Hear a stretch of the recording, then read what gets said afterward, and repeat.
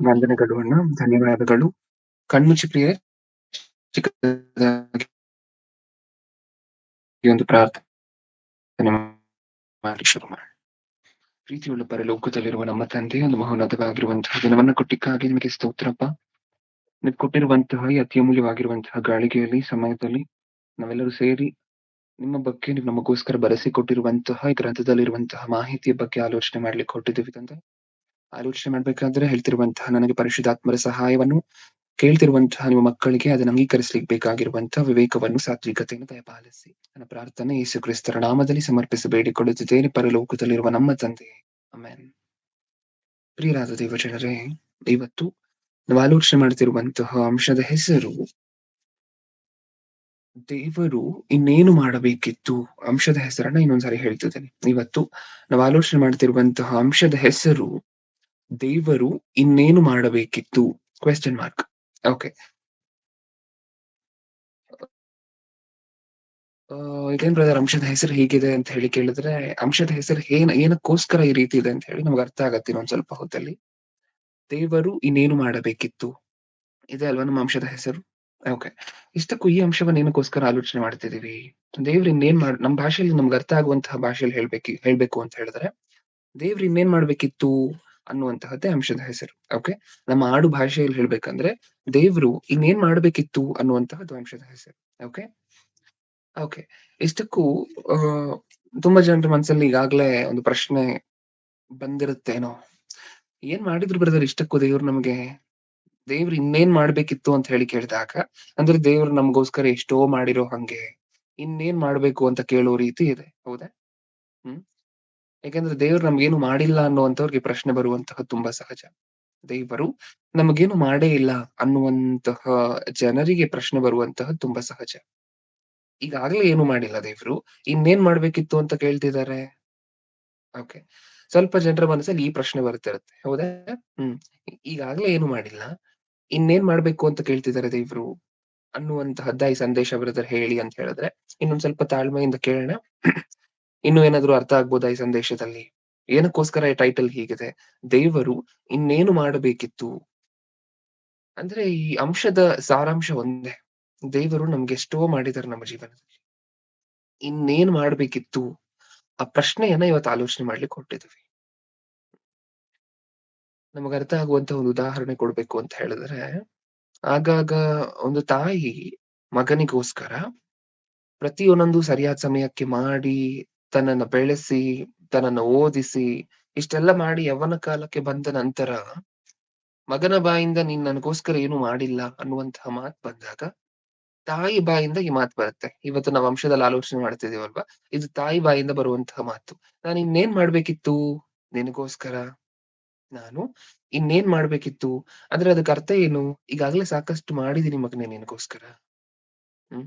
ಸಾಕಷ್ಟು ಪ್ರಯತ್ನ ಪಟ್ಟಿದ್ದೀನಿ. ತಾಯಿ ಮಗನು ಆ ಡಾಕ್ಟರ್ ಆಗ್ಬೇಕು ಅಥವಾ ಇಂಜಿನಿಯರ್ ಆಗ್ಬೇಕು ಅಂತ ಹೇಳಿ ಕನಸು ಕಟ್ಕೊಂಡಿದ್ದಾಗ, ಮಗ ಮತ್ತೆ ಫೇಲ್ ಆಗ್ತಿದ್ದಾನೆ ಅಂತ ಅನ್ಕೊಳ್ಳಿ. ಹೌದಾ? ಮತ್ತೆ ಫೇಲ್ ಆಗ್ತಿದ್ದಾನೆ ಅಂತ ಅನ್ಕೊಳ್ಳಿ. ಆಗ ಬಂದ ತಾಯಿ ಮಗನನ್ನ ಕೇಳ್ತಾಳೆ, "ಇನ್ನೇನ್ ಮಾಡ್ಬೇಕಿತ್ತು ನಾನ್ ನಿನ್ಗೋಸ್ಕರ ಹೇಳು? ನೀನ್ ಪಾಸ್ ಆಗ್ಲಿಕ್ಕೋಸ್ಕರ ನಾನ್ ಇನ್ನೇನ್ ಮಾಡ್ಬೇಕಿತ್ತು?" ಚಿಕ್ಕ ವಯಸ್ಸಿನಿಂದ ಒಂದ್ ವೇಳೆ ಆ ಮಗನಿಗೆ ತಂದೆ ಇಲ್ಲ ಅಂತ ಅನ್ಕೊಳ್ಳಿ. ಬರೀ ತಾಯಿ ಮಾತ್ರ ಬೆಳೆಸಿದ್ದಾರೆ ಅಂತ ಅನ್ಕೊಳ್ಳಿ. ನಿಮ್ ಡ್ಯಾಡಿ ಇಲ್ಲದೇ ಇದ್ರು ಚಿಕ್ಕ ವಯಸ್ಸಿನಿಂದ. ಹ್ಮ್. ನಾನು 3-4 ಮನೆ ಕೆಲಸಗಳನ್ನ ಮಾಡ್ಕೊಂಡು, ಆ ದುಡ್ಡನ್ನ ತಂದು, ಕೂಡಿಟ್ಟು, ಹೌದಾ? ಏನಾದ್ರು ತಿನ್ಬೇಕು ಅಂತ ಅನ್ನಿಸ್ದಾಗ ತಿನ್ನದೆ, ಉಪವಾಸ ಇದ್ದು, ನಿನ್ನ ಸ್ಕೂಲ್ ಫೀಸ್ ಅನ್ನ ಕಟ್ಟಿ, ಅಷ್ಟಕ್ಕೆ ನೀನ್ ಓದೋದಿಲ್ಲ ಅಲ್ವಾ? ಅದಕ್ಕೋಸ್ಕರ ನೀನ್ ಇನ್ನೊಂದು ಕಡೆ ಟ್ಯೂಷನ್‌ಗೆ ಹಾಕಿ, ಆ ಫೀಸ್ ಅನ್ನು ಸಹ ಎಕ್ಸ್‌ಟ್ರಾ ಕಟ್ಟಿ, ಹ್ಮ್. ಇಷ್ಟನ್ನೆಲ್ಲ ಮಾಡಿ ನನ್ ಮಗನಿಗೆ ಯಾವ ತೊಂದರೆ ಆಗ್ಬಾರ್ದು ಅಂತ ಹೇಳಿ, ನಿನಗ್ ಸೌಂಡ್ ಬರದೇ ಇರುವಂತಹ ಜಾಗದಲ್ಲಿ ಕೂರ್ಸಿ ಓದ್ಲಿಕ್ ಬಿಟ್ಟು, ನಿನಗೆ ಯಾವ ಕೆಲಸನೂ ಹೇಳ್ದೆ. ಇಷ್ಟೆಲ್ಲ ಮಾಡಿದ್ರೂ ಸಹ ನೀನ್ ಮತ್ತೆ ಫೇಲ್ ಆಗ್ತಿದೀಯ ಅಲ್ವಾ? ಇವಾಗ ಹೇಳು, ನಾನ್ ನಿನಗೋಸ್ಕರ ಇನ್ನೇನ್ ಮಾಡ್ಬೇಕಿತ್ತು? ಇನ್ನೇನ್ ಮಾಡ್ಬೇಕಿತ್ತು? ಅಂದ್ರೆ ತಾಯಿ ತಾನ್ ಮಾಡುವಂತಹ ಪ್ರತಿಯೊಂದನ್ನು ಸಹ ಮಾಡಿ ಮುಗಿಸಿದ ನಂತರ ಈ ಮಾತನ್ನ ಹೇಳ್ತಿದ್ದಾಳೆ. ಇನ್ನೇನ್ ಮಾಡ್ಲಿಕ್ಕೆ ಆಗ್ತಿತ್ತು ನಾನ್ ನಿನ್ಗೋಸ್ಕರ ಹೇಳು? ನೀನ್ ಪಾಸ್ ಆಗ್ಬೇಕು ಅಂದ್ರೆ ಇನ್ನೇನ್ ಮಾಡ್ಬೇಕಿತ್ತು ನಾನು? ಅದೇ ಮಾತನ್ನ ಇಲ್ಲಿ ದೇವರ ಆಂಗಲ್ ಅಲ್ಲಿ, ದೇವರ ಆಸ್ಪೆಕ್ಟ್ ಅಲ್ಲಿ ಆಲೋಚನೆ ಮಾಡಿ ನೋಡ್ತಿದೀವಿ. ದೇವ್ರು ಇನ್ನೇನ್ ಮಾಡ್ಬೇಕಿತ್ತು ಮನುಷ್ಯರ ಬದಲಾವಣೆಗೋಸ್ಕರ? ಹ್ಮ್. ಏನೇನ್ ಮಾಡಿದ್ದಾರೆ ನಮ್ ಬದಲಾವಣೆಗೋಸ್ಕರ ದೇವ್ರು? ಸಾಕಷ್ಟು ಮಾಡಿದ್ದಾರೆ. ಅದಕ್ಕೆ ಈ ಪ್ರಶ್ನೆ. ಇನ್ನೇನ್ ಮಾಡ್ಬೇಕಿತ್ತು ಪಾಪ ದೇವ್ರು? ಹ್ಮ್. ಒಂದ್ಸರಿ ದೇವ್ರ ಬಾಯಿಂದ ಬಂದಿರುವಂತಹ ಮಾತನ್ನು ನೋಡ್ತೀರಾ? ಏನಂತ ಮಾತಾಡಿದ್ದಾರೆ ದೇವ್ರು? ಯೆಶಾಯನ ಗ್ರಂಥ ಯೆಶಾಯನ ಗ್ರಂಥ 5ನೇ ಅಧ್ಯಾಯ ಯೆಶಾಯನ ಗ್ರಂಥ 5ನೇ ಅಧ್ಯಾಯ 3ನೇ ವಚನ 5:3. ದೇವ್ರು ನಾನು ಏನೇನೆಲ್ಲ ಮಾಡಿದ್ದೀನಿ ಅನ್ನುವಂತಹದನ್ನ ಹೇಳ್ತಾ ಈ ವಚನದಲ್ಲಿ ಅದ್ಭುತವಾಗಿರುವಂತಹ ವಿವರಣೆಯನ್ನ ಕೊಟ್ಟಿದ್ದಾರೆ. ಒಂದ್ಸರಿ ಓದೋಣ ಈ ಮಾತನ್ನ. 5ನೇ ಅಧ್ಯಾಯ 3ನೇ ಯೆರೂಸಲೇಮಿನ ವಚನ. ನಿವಾಸಿಗಳೇ, ಯಹೂದದ ಜನರೇ, ಈಗ ನನಗೂ ನನ್ನ ತೋಟಕ್ಕೂ ನ್ಯಾಯ ತೀರಿಸಿರಿ. ನನ್ನ ತೋಟದಲ್ಲಿ ಹಿಂದೆ ನಾನು ಮಾಡಿದ್ದಕ್ಕಿಂತಲೂ ಇನ್ನೇನು ಮಾಡಬೇಕಾಗಿತ್ತು?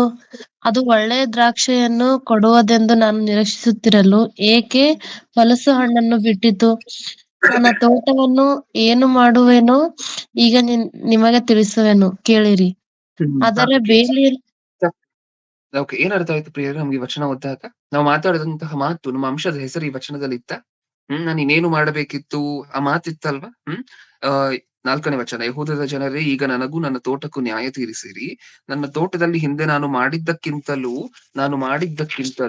ಇನ್ನೇನು ಮಾಡಬೇಕಾಗಿತ್ತು? ಇನ್ನೇನು ಮಾಡಬೇಕಾಗಿತ್ತು? ದೇವ್ರು ಕೇಳ್ತಿರುವಂತಹ ಪ್ರಶ್ನೆ, ಇನ್ನೇನ್ ಮಾಡ್ಬೇಕಾಗಿತ್ತು? ನಾನು ಹೇಳಿದ್ನಲ್ವಾ, ಆ ತಾಯಿ ಆ ಮಗನನ್ನ ಕೂರಿಸ್ಕೊಂಡು ಪ್ರಶ್ನೆ ಕೇಳ್ತಾಳೆ, ಮಗನೇ ನೀನ್ ಪಾಸ್ ಆಗ್ತಿಲ್ಲ ಅಲ್ವಾ? ನೀನ್ ಪಾಸ್ ಆಗ್ಬೇಕು ಅಂತ ಹೇಳಿ ನಾನು ಏನೇನೋ ಮಾಡಿದೆ ನಿನಗೋಸ್ಕರ ನಾನು ಮಾಡದೇ ಇರೋ ಖರ್ಚಿಲ್ಲ, ಕಟ್ಟದೇ ಇರೋ ಫೀಸ್ ಇಲ್ಲ, ಹೌದಾ? ನೀನ್ ಎರಡೆರಡು ಕಡೆ ಟ್ಯೂಷನ್ ಕಳ್ಸಿ, ಬೇರೆ ಬೇರೆ ಸಬ್ಜೆಕ್ಟ್ ಟ್ಯೂಷನ್ ಕಳ್ಸಿ, ಒಳ್ಳೆ ಶಾಲೆಗೆ ಸೇರಿಸಿ, ಹೌದಾ? ಉತ್ತಮವಾಗಿರುವಂತ ಶಿಕ್ಷಕರು ಇರ್ತಾರೆ ಅಂತ ಹೇಳಿ ಇಷ್ಟೆಲ್ಲ ಮಾಡಿದ ನಂತರವೂ ನೀನ್ ಫೇಲ್ ಆಗ್ತಿದ್ಯಾ ಅಂತ ಹೇಳಿದ್ರೆ ಇನ್ನೇನ್ ಮಾಡ್ಬೇಕಿತ್ತು ನೀನ್ ಪಾಸ್ ಆಗ್ಲಿಕ್ಕೆ, ನಾನು ಹೇಳು, ಹೌದಾ? ಅದೇ ಮಾತನ್ನಲ್ವಾ ದೇವ್ರು ಮಾತಾಡ್ತಿರುವಂತಹದ್ದು. ಈಗಾಗ್ಲೇ ನಾನು ನಿಮಗೋಸ್ಕರ ಮಾಡಿರುವುದಕ್ಕಿಂತ ಹೆಚ್ಚಾಗಿ ನಾನು ಇನ್ನೇನ್ ಮಾಡ್ಬೇಕಾಗಿತ್ತು? ನಿಮ್ಮ ಬದಲಾವಣೆಗೋಸ್ಕರ, ನಿಮ್ಮ ಮೇಲಿಗೋಸ್ಕರ, ನಿಮ್ಮ ಒಳಿತಿಗೋಸ್ಕರ ಈಗಾಗ್ಲೇ ನಾನು ಮಾಡಿರುವಂತಹ ಕೆಲಸಗಳು, ಈಗಾಗ್ಲೇ ನಾನು ಮಾಡಿರುವಂತಹ ತ್ಯಾಗ, ಇಷ್ಟೆಲ್ಲ ಹೊರತುಪಡಿಸಿ ಇನ್ನೇನ್ ಮಾಡ್ಬೇಕಿತ್ತು? 1ನೇ ವಚನದಿಂದ ಓದೋಣ ಪ್ರಿಯರೇ. 5ನೇ ಅಧ್ಯಾಯ 1ನೇ ವಚನದಿಂದ. ನನ್ನ ಪ್ರಿಯನನ್ನು, ಅವನ ತೋಟವನ್ನು ಕುರಿತು ನನ್ನ ಪ್ರಿಯನ ಒಂದು ಗೀತವನ್ನು ನಾನು ಹಾಡುವೆ, ಕೇಳಿರಿ. ಸಾರವತ್ತಾದ ಗುಡ್ಡದ ಮೇಲೆ ನನ್ನ ಪ್ರಿಯನಿಗೆ ದ್ರಾಕ್ಷಿಯ ತೋಟವಿತ್ತು. ಓಕೆ, ಒಂದ್ ದ್ರಾಕ್ಷಿ ತೋಟ ಇತ್ತಂತೆ. 2ನೇ ವಚನ. ಅವನು ಅದನ್ನು ಅಗತೆ ಮಾಡಿ ಕಲ್ಲುಗಳನ್ನು ತೆಗೆದು ಹಾಕಿ, ಅಂದ್ರೆ ಒಬ್ಬ ಮನುಷ್ಯ ಒಂದು ತೋಟದಲ್ಲಿ ಏನೇನ್ ಕೆಲಸ ಮಾಡುತ್ತಾನೆ ಅನ್ನುವಂತಹದನ್ನ ಅಲ್ಲಿ ವಿವರಣೆ ಮಾಡಿದ್ದಾರೆ. ಏನೇನಂತೆ? ಅವನು ಅದನ್ನು ಅಗೆತ ಮಾಡಿ ಕಲ್ಲುಗಳನ್ನು ತೆಗೆದು ಹಾಕಿ, ಅಂದ್ರೆ ಫಸ್ಟ್ ಅದನ್ನ ಅಗೆದು ಅಲ್ಲಿರುವಂತಹ ಕಲ್ಲುಗಳನ್ನೆಲ್ಲ ಹಾಯ್ದು ತೆಗೆದು ಹಾಕಿ, ನೆಕ್ಸ್ಟ್ ಒಳ್ಳೊಳ್ಳೆ ದ್ರಾಕ್ಷಿಯ ಸಸಿಗಳನ್ನು ನೆಟ್ಟು ಮಧ್ಯದಲ್ಲಿ ಬುರುಜನ್ನು ಕಟ್ಟಿ, ಇಲ್ಲಿ ಮಾಡ್ತಿರುವಂತಹ ಒಂದೊಂದು ಪ್ರೊಸೀಜರ್ ಅನ್ನು ಸಹ ಗಮನ ಕೊಟ್ಟು ಕೇಳಿಸ್ಕೊಳ್ಳಿ, ನೆನ್ಪಿಟ್ಕೊಳ್ಳಿ. ಅಂದ್ರೆ ಒಂದು ದ್ರಾಕ್ಷಿಯ ತೋಟ ಬೆಳೆಸ್ಬೇಕು ಅಂತ ಹೇಳಿದ್ರೆ, ಒಂದು ತೋಟ ನೀಟಾಗಿ ಬೆಳಿಬೇಕು ಅಂತ ಹೇಳಿದ್ರೆ ಎಷ್ಟು ಕೆಲಸಗಳಿದೆ ಅದ್ರ ಹಿಂದೆ ಅಂತ ಹೇಳಿ ನಮಗೆ ಅರ್ಥ ಆಗುತ್ತೆ. ಫಸ್ಟ್ ಅಗಿಬೇಕಾ? ನೆಕ್ಸ್ಟ್ ಏನ್ ಮಾಡಿದ್ರಂತೆ? ಅಗೆತ ಮಾಡಿ ಕಲ್ಲುಗಳನ್ನು ತೆಗೆದು ಹಾಕಿ, ಅಂದ್ರೆ ನೆಕ್ಸ್ಟ್ ಫಸ್ಟ್ ಅಗಿಬೇಕು, ಅದಾದ ನಂತರ ಕಲ್ಲುಗಳು ತೆಗೆಯುವಂತಹದ್ದು ಒಂದು ಸುಲಭದ ಕೆಲಸನ ಪ್ರಿಯರೇ? ಒಂದಷ್ಟು ದೊಡ್ಡ ಜಾಗದಲ್ಲಿ ಚಿಕ್ಕ ಚಿಕ್ಕ ಕಲ್ಲುಗಳು, ದೊಡ್ಡ ದೊಡ್ಡ ಕಲ್ಲುಗಳು ಎಲ್ಲ ತೆಗೆಯುವಂತಹದ್ದು ಅಂದ್ರೆ ಸುಲಭದ ಕೆಲಸನ? ಇಲ್ಲ ಅಲ್ವಾ? ಕಲ್ಲುಗಳನ್ನು ಹುಡುಕಿ ಹಾದು ತೆಗೆದು ಹಾಕ್ಬೇಕು. ನೆಕ್ಸ್ಟ್ ಅದು 2ನೇ ಪ್ರೊಸೀಜರ್ ಆದರೆ, ಅಗೆತ ಮಾಡುವಂತಹದ್ದು 1ನೇ ಪ್ರೊಸೀಜರ್. ಕಲ್ಲುಗಳನ್ನ ತೆಗೆದು ಹಾಕಿ, ನೆಕ್ಸ್ಟ್ ಪಾಯಿಂಟ್ ನಂಬರ್ 3, ಒಳ್ಳೊಳ್ಳೆ ದ್ರಾಕ್ಷಿಯ ಸಸಿಗಳನ್ನು ನೆಟ್ಟು, ಅಂದ್ರೆ ಸಸಿಗಳಲ್ಲಿ ಒಳ್ಳೊಳ್ಳೆ ಸಸಿಗಳು ಯಾವುದು ಅಂತ ಹೇಳಿ ಸೆಲೆಕ್ಟ್ ಮಾಡಬೇಕು, ಅದನ್ನ ತಗೊಂಡ್ ಬಂದು ನೆಡ್ಬೇಕು ನಿಜನ. ನೆಕ್ಸ್ಟ್ ಒಳ್ಳೊಳ್ಳೆ ದ್ರಾಕ್ಷಿಯ ಸಸಿಗಳನ್ನು ನೆಟ್ಟು, 4th ಪಾಯಿಂಟ್, ಮಧ್ಯದಲ್ಲಿ ಬುರುಜನ್ನು ಕಟ್ಟಿ. ಇದು 4th ಪಾಯಿಂಟ್ ಆದ್ರೆ, ನೀವು ಕಟ್ತೀರಾ ಅಲ್ವಾ, ನೀವು ಮೇಲೆ ಎಲಿವೇಟ್ ಮಾಡ್ತೀರಾ ಅಲ್ವಾ ಒಂದಷ್ಟು ಜಾಗಗಳನ್ನ ಓಡಾಡ್ಲಿಕ್ಕೆ ಅದಕ್ಕೆ ಇದಕ್ಕೆಲ್ಲ, ಅದು 4th ಪಾಯಿಂಟ್ ಆದ್ರೆ ಬುರುಜನ್ನು ಕಟ್ಟಿ. 5th ಪಾಯಿಂಟ್, ದ್ರಾಕ್ಷಿಯ ತೊಟ್ಟಿಯನ್ನು ಕರೆಯಿಸಿ ಮಾಡಿಕೊಂಡು, ತೋಟವು ಒಳ್ಳೊಳ್ಳೆ ದ್ರಾಕ್ಷಿಯ ಹಣ್ಣನ್ನು ಕೊಡುವೆದೆಂದು ಎದುರು ನೋಡುತ್ತಿರಲು. ಇಷ್ಟೆಲ್ಲ ಮಾಡಿ, ಈ 5 ಕೆಲಸಗಳನ್ನು ಮಾಡಿ, ಈ 5 ಕೆಲಸಗಳನ್ನು ಮಾಡುವಂತಹದ್ದು 1-2 ದಿನದಲ್ಲಿ ಆಗುವಂತ ಕೆಲಸ ಅಲ್ಲ. ಸುಮಾರು ತಿಂಗಳುಗಳು ಹಿಡಿದಿರುತ್ತಲ್ವಾ ಇದಕ್ಕೆ. ಅಗೆತ ಮಾಡಿ, ಕಲ್ಲುಗಳನ್ನು ತೆಗೆದುಹಾಕಿ, ಬುರುಜನ್ನ ಕಟ್ಟಿ, ಇಷ್ಟೆಲ್ಲ ಮಾಡ್ಲಿಕ್ಕೆ ತಿಂಗಳುಗಳು ಹಿಡಿದಿರುತ್ತಲ್ವಾ? ಮಳೆ ಅನ್ನದೆ, ಬಿಸಿಲೆನ್ನದೆ ಒಬ್ಬ ರೈತ ಬಂದು ಇಷ್ಟು ಕೆಲಸಗಳನ್ನ ಮಾಡುತ್ತಾರೆ ತನಗಿರುವಂತಹ ಹೊಲದಲ್ಲಿ. ಆಮೇಲೆ ಆ ರೈತನಿಗಿರುವಂತಹ ಕನಿಷ್ಠ ಇದನ್ನೆಲ್ಲ ಏನಕ್ಕೋಸ್ಕರ ಮಾಡ್ದ ಇಷ್ಟಕ್ಕೂ ರೈತ? ಮನೇಲಿ ಆರಾಮಾಗಿ ಕೂತ್ಕೊಂಡಿದ್ದಿದ್ರೆ ಬೇಡ ಅನ್ಸುತ್ತಾ? ಏನಕ್ಕೋಸ್ಕರ ಮಾಡ್ದ? ತಾನು ಯಾವ ಬೆಳೆ ಬಿತ್ತುತ್ತಾನೋ ಆ ಬೆಳೆಯಿಂದ ಫಲ ಬರುತ್ತೆ ಅಂತಾನೆ ಅಲ್ವಾ? ಫಲ ಬರುತ್ತೆ ಅನ್ನುವಂತ ಎಕ್ಸ್ಪೆಕ್ಟೇಷನ್ ಅನ್ನು ಇಟ್ಕೊಂಡೆ ಅಲ್ವಾ ಮಾಡುವಂತಹದ್ದು ಮನುಷ್ಯ. ಯಾವ ಬೆಳೆನೂ ಬರೋದಿಲ್ಲ ಅಂತ ಅನ್ಕೊಂಡು ಯಾರಾದ್ರೂ ಮಾಡ್ತಾರ? ಇಲ್ಲ. ಹಾಗಾದ್ರೆ ಇಷ್ಟು ಕೆಲಸವನ್ನ ಮಾಡಿದ್ದು ಒಂದು ಪ್ರತಿಫಲ ಬರುತ್ತೆ ಅಂತ ಹೇಳಿ. ಅಲ್ಲಿ ಏನೋ ನಡೆಯುತ್ತೆ, ಆ ಜಾಗದಲ್ಲಿ ಏನೋ ಬೆಳೆಯುತ್ತೆ ಅಂತ ಹೇಳಿ ಹೊಲದಲ್ಲಿ. ಹೌದಾ? ಇಲ್ಲಿ ದೇವ್ರು ಅದನ್ನೇ ಹೇಳ್ತಿದ್ದಾರೆ. ನೀವೇ ಹೇಳಿ ಮಕ್ಳಾ? ಯಾಕಂದ್ರೆ ದೇವ್ರು ನಮಗೋಸ್ಕರನೇ ಅಲ್ವಾ ಇಷ್ಟೆಲ್ಲ ಮಾಡಿರುವಂತಹದ್ದು. ನಮಗ್ ಮಾಡಿರುವಂತಹ ಮೇಲುಗಳೆಲ್ಲ ನಮಗೋಸ್ಕರನೇ ಮಾಡಿರುವಂತಹದ್ದಲ್ವಾ? ಓಕೆ. ನಮ್ಮನ್ನ ಬದಲ ಬ ಬದಲ ನಮ್ಮಲ್ಲಿ ಬದಲಾವಣೆಯನ್ನ ತರಬೇಕು ಅಂತ ಹೇಳಿದ್ರೆ, ದೇವ್ರು ಸಾಕಷ್ಟು ಪ್ರಯತ್ನವನ್ನ ಪಟ್ಟಿದ್ದಾರಂತೆ. ಆ ಪ್ರಯತ್ನವನ್ನ ತೋರಿಸುವುದಕ್ಕಿಂತ ಮುಂಚೆ, ದೇವ್ರು ನಮ್ಮನ್ನ ಒಂದು ಹೊಲಕ್ಕೋಗಿ ಕರ್ಕೊಂಡ್ ಹೋಗಿ ತೋರಿಸ್ತಿದ್ದಾರೆ. ಹೌದಾ? ಬನ್ನಿ ಮಕ್ಕಳೇ ನನ್ ಜೊತೆ ಹೊಲಕ್ಕೆ ಬನ್ನಿ. ನನಗ್ ನಡೆದಿರುವಂತಹ ಅನ್ಯಾಯ ಏನು ಅಂತ ಹೇಳಿ ನಿಮ್ಗೆ ಗೊತ್ತಾಗ್ಬೇಕಿವತ್ತು. ದೇವ್ರು ಮಾತಾಡಿದಿರುವಂತಹ ಮಾತು, ನನಗ್ ನಡೆದಿರುವಂತಹ ಅನ್ಯಾಯ ಏನು ಅಂತ ಹೇಳಿ ನಿಮಗ್ ಗೊತ್ತಾಗ್ಬೇಕು. ಏನ್ ಅನ್ಯಾಯ ನಡೀತು ಪ್ರಭು ನಿನಗೆ ಅಂತ ಹೇಳಿದ್ರೆ, ನಿಮಗ್ ಅರ್ಥ ಆಗ್ಬೇಕು ಅಂದ್ರೆ ನೀವ್ ನನ್ನ ಜೊತೆ ಇಮಿಡಿಯೇಟ್ ಆಗಿ ಹೊಲಕ್ಕೆ ಬನ್ನಿ. ಹೊಲಕ್ಕೆ ಕರ್ಕೊಂಡೋಗಿ ಏನ್ ತೋರಿಸ್ತಿದ್ದಾರೆ? ನೋಡು, ಅವನಿಗೊಂದ್ ಅಷ್ಟು ದೊಡ್ಡ ಹೊಲ ಇದೆ ಅಂತ ಹೇಳಿದ್ರೆ ಈ ವ್ಯಕ್ತಿಗೆ. ಅಷ್ಟು ದೊಡ್ಡ ಹೊಲದಲ್ಲಿ ಈ ವ್ಯಕ್ತಿ ಅಷ್ಟು ಕೆಲಸಗಳನ್ನ ಮಾಡ್ತಿದ್ದಾನೆ. ಏನೇನ್ ಮಾಡ್ತಿದ್ದಾನೆ? ಅಗೀತಿದ್ದಾನೆ, ಅದಾದ್ಮೇಲೆ ಉಳುಮೆ ಮಾಡ್ತಿದ್ದಾನೆ, ಅದಾದ್ಮೇಲೆ ಒಳ್ಳೆ ಬೀಜಗಳನ್ನ ಆರಿಸ್ತಿದ್ದಾನೆ. ಅದನ್ನ ಮಾತ್ರ ನೆಡ್ತಿದ್ದಾನೆ. ಒಳ್ಳೆ ಸಸಿಗಳನ್ನ ಆರಿಸ್ತಿದ್ದಾನೆ. ಅದನ್ನ ಮಾತ್ರ ನೆಡ್ತಿದ್ದಾನೆ. ಹೌದಾ? ಅದಾದ್ಮೇಲೆ ಬುರುಜನ್ನ ಕಟ್ತಿದ್ದಾನೆ. ನೀರಿಗೆ ವ್ಯವಸ್ಥೆ ಮಾಡ್ತಿದ್ದಾನೆ. ಇಷ್ಟೆಲ್ಲ ಮಾಡಿದ ನಂತರನೂ ಸಹ ಫಲ ಬರ್ಲಿಲ್ಲ ಅಂತ ಅನ್ಕೊಳ್ಳಿ. ಅದ್ ಅನ್ಯಾಯ ಅಲ್ವಾ ರೈತನಿಗೆ? ಇಷ್ಟೆಲ್ಲ ಮಾಡಿದ ನಂತರವೂ ಮಾಡುವಂತಹ ಕೆಲಸಗಳನ್ನ ಸಮಸ್ತವನ್ನೂ ಸಹ ಮಾಡಿದ ನಂತರವೂ, ಅದಕ್ಕೋಸ್ಕರ ಸಾಕಷ್ಟು ಕಷ್ಟಪಟ್ಟ ನಂತರವೂ, ಮಳೆ ಎನ್ನದೆ ಬಿಸಿಲೆನ್ನದೆ ಅದಕ್ಕೋಸ್ಕರ ಕಷ್ಟಪಟ್ಟ ನಂತರವೂ ಫಲ ಬರ್ಲಿಲ್ಲ ಅಂದ್ರೆ, ಅದ ರೈತನಿಗೆ ನಡೀತಿರುವಂತಹ ಅನ್ಯಾಯ ಅಲ್ವಾ? ಹೌದಾ? ಸಂತ್ರಸ್ತನು ಅಲ್ವಾ ರೈತ ಈಗ? ಹೌದಲ್ವಾ? ಹ್ಮ್. ಈಗ ನಾನು ಅದೇ ಅಲ್ವಾ? ನಾನ್ ನಿಮಗೋಸ್ಕರ ಮಾಡ್ಬೇಕಾಗಿರುವಂತಹದ್ದೆಲ್ಲ ಮಾಡ್ದೆ. ಆ ರೈತ ಹೇಗೆ ಅದಕ್ಕೋಸ್ಕರ ಮಾಡ್ಬೇಕಾಗಿರುವಂತಹ ಎಲ್ಲವನ್ನೂ ಸಹ ಮಾಡಿ ಫಲಕ್ಕೋಸ್ಕರ ಕಾಯ್ತಾ ಕೂತ್ನೋ, ನಾನ್ ಅದೇ ತರ ನೀವ್ ಬದಲಾಗ್ಬೇಕು ಅಂತ ಹೇಳಿ, ನೀವ್ ಮಾರ್ಪಡ್ಬೇಕು ಅಂತ ಹೇಳಿ ಸಮಸ್ತವೂ ಸಹ ನಿಮಗೋಸ್ಕರ ಮಾಡ್ದೆ. ಇಷ್ಟು ಮಾಡಿದ ನಂತರವೂ ನೀವ್ ಬದಲಾಗ್ತಿಲ್ಲ ಅಂತ ಅನ್ಕೊಳ್ಳಿ. ನೀವು ಮಾರ್ಪಡ್ತಿಲ್ಲ ಅಂತ ಅನ್ಕೊಳ್ಳಿ. ಹೌದಾ? ನಾನ್ ಅನ್ಕೊಂಡಿರುವಂತಹ ರೀತಿಯಲ್ಲಿ ನೀವು ಬದುಕ್ತಿಲ್ಲ ಅಂತ ಅನ್ಕೊಳ್ಳಿ. ನಾನ್ ಮಾಡಿರುವಂತಹದೆಲ್ಲ ವೇಸ್ಟ್ ಅಲ್ವಾ? ಇನ್ನೇನ್ ಮಾಡ್ಬೇಕಾಗಿತ್ತು ನಾನ್ ನಿಮಗೋಸ್ಕರ? ಇನ್ನ ಇನ್ನೇನ್ ಮಾಡ್ಬೇಕಿತ್ತು ನಾನ್ ನಿಮಗೋಸ್ಕರ? ಹ್ಮ್. ಅದನ್ನೇ ಕೆಳಗಡೆ ಕೇಳ್ತಿರುವಂತಹ ಪ್ರಶ್ನೆ. 3ನೇ ವಚನ ಬೇಡ 2ನೇ ವಚನ ಇನ್ನೊಂದ್ಸರಿ ಓದೋಣ. ಅವನು ಅದನ್ನು ಹಗೆತ ಮಾಡಿ ಯಾಕಂದ್ರೆ ಅಲ್ಲಿ ಎಷ್ಟು ಕೆಲಸಗಳಿದೆ ಅನ್ನುವಂತಹದ್ದು ನಮ್ಮ ಮೈಂಡ್‌ಗೆ ಹೋಗಿ ಕೂರ್ಬೇಕು.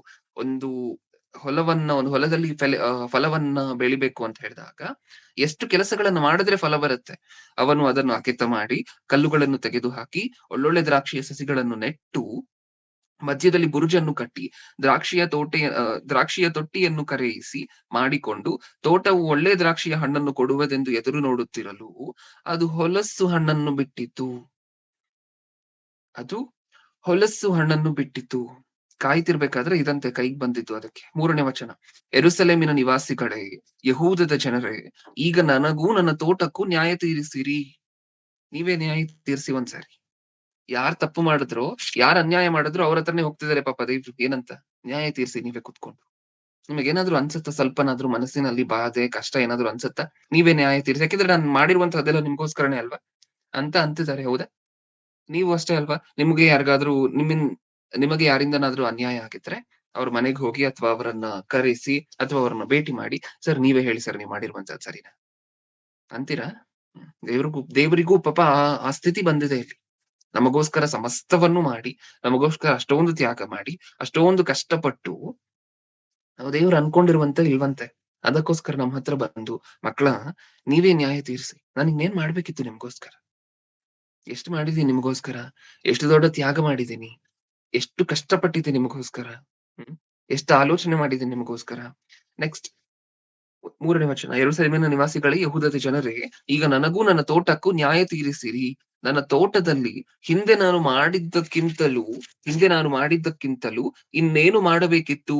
Question mark. ಅದು ಒಳ್ಳೆ ದ್ರಾಕ್ಷಿಯನ್ನು ಕೊಡುವುದೆಂದು ನಾನು ನಿರೀಕ್ಷಿಸುತ್ತಿರಲು ಏಕೆ ಹೊಲಸು ಹಣ್ಣನ್ನು ಬಿಟ್ಟಿತು? ಏನ್ ಅರ್ಥ ಆಯ್ತು ಕ್ಲಿಯರ್ ನಮ್ಗೆ ವಚನದಲ್ಲಿ? ಹ್ಮ್. ದೇವರ ಪ್ರಶ್ನೆಯ ಹಿಂದೆ ನಾನಿನ್ನೇನು ಮಾಡಬೇಕಿತ್ತು ಅನ್ನುವಂತ ಪ್ರಶ್ನೆಯ ಹಿಂದೆ ಇರುವಂತಹ ಬಾಧೆ ನಮ್ಗೆ ಅರ್ಥ ಆಯ್ತಾ? ಪ್ರಯತ್ನ ಅರ್ಥ ಆಯ್ತಾ? ಎಷ್ಟು ಪ್ರಯತ್ನ ಮಾಡಿರ್ಬಹುದು? ಹ್ಮ್.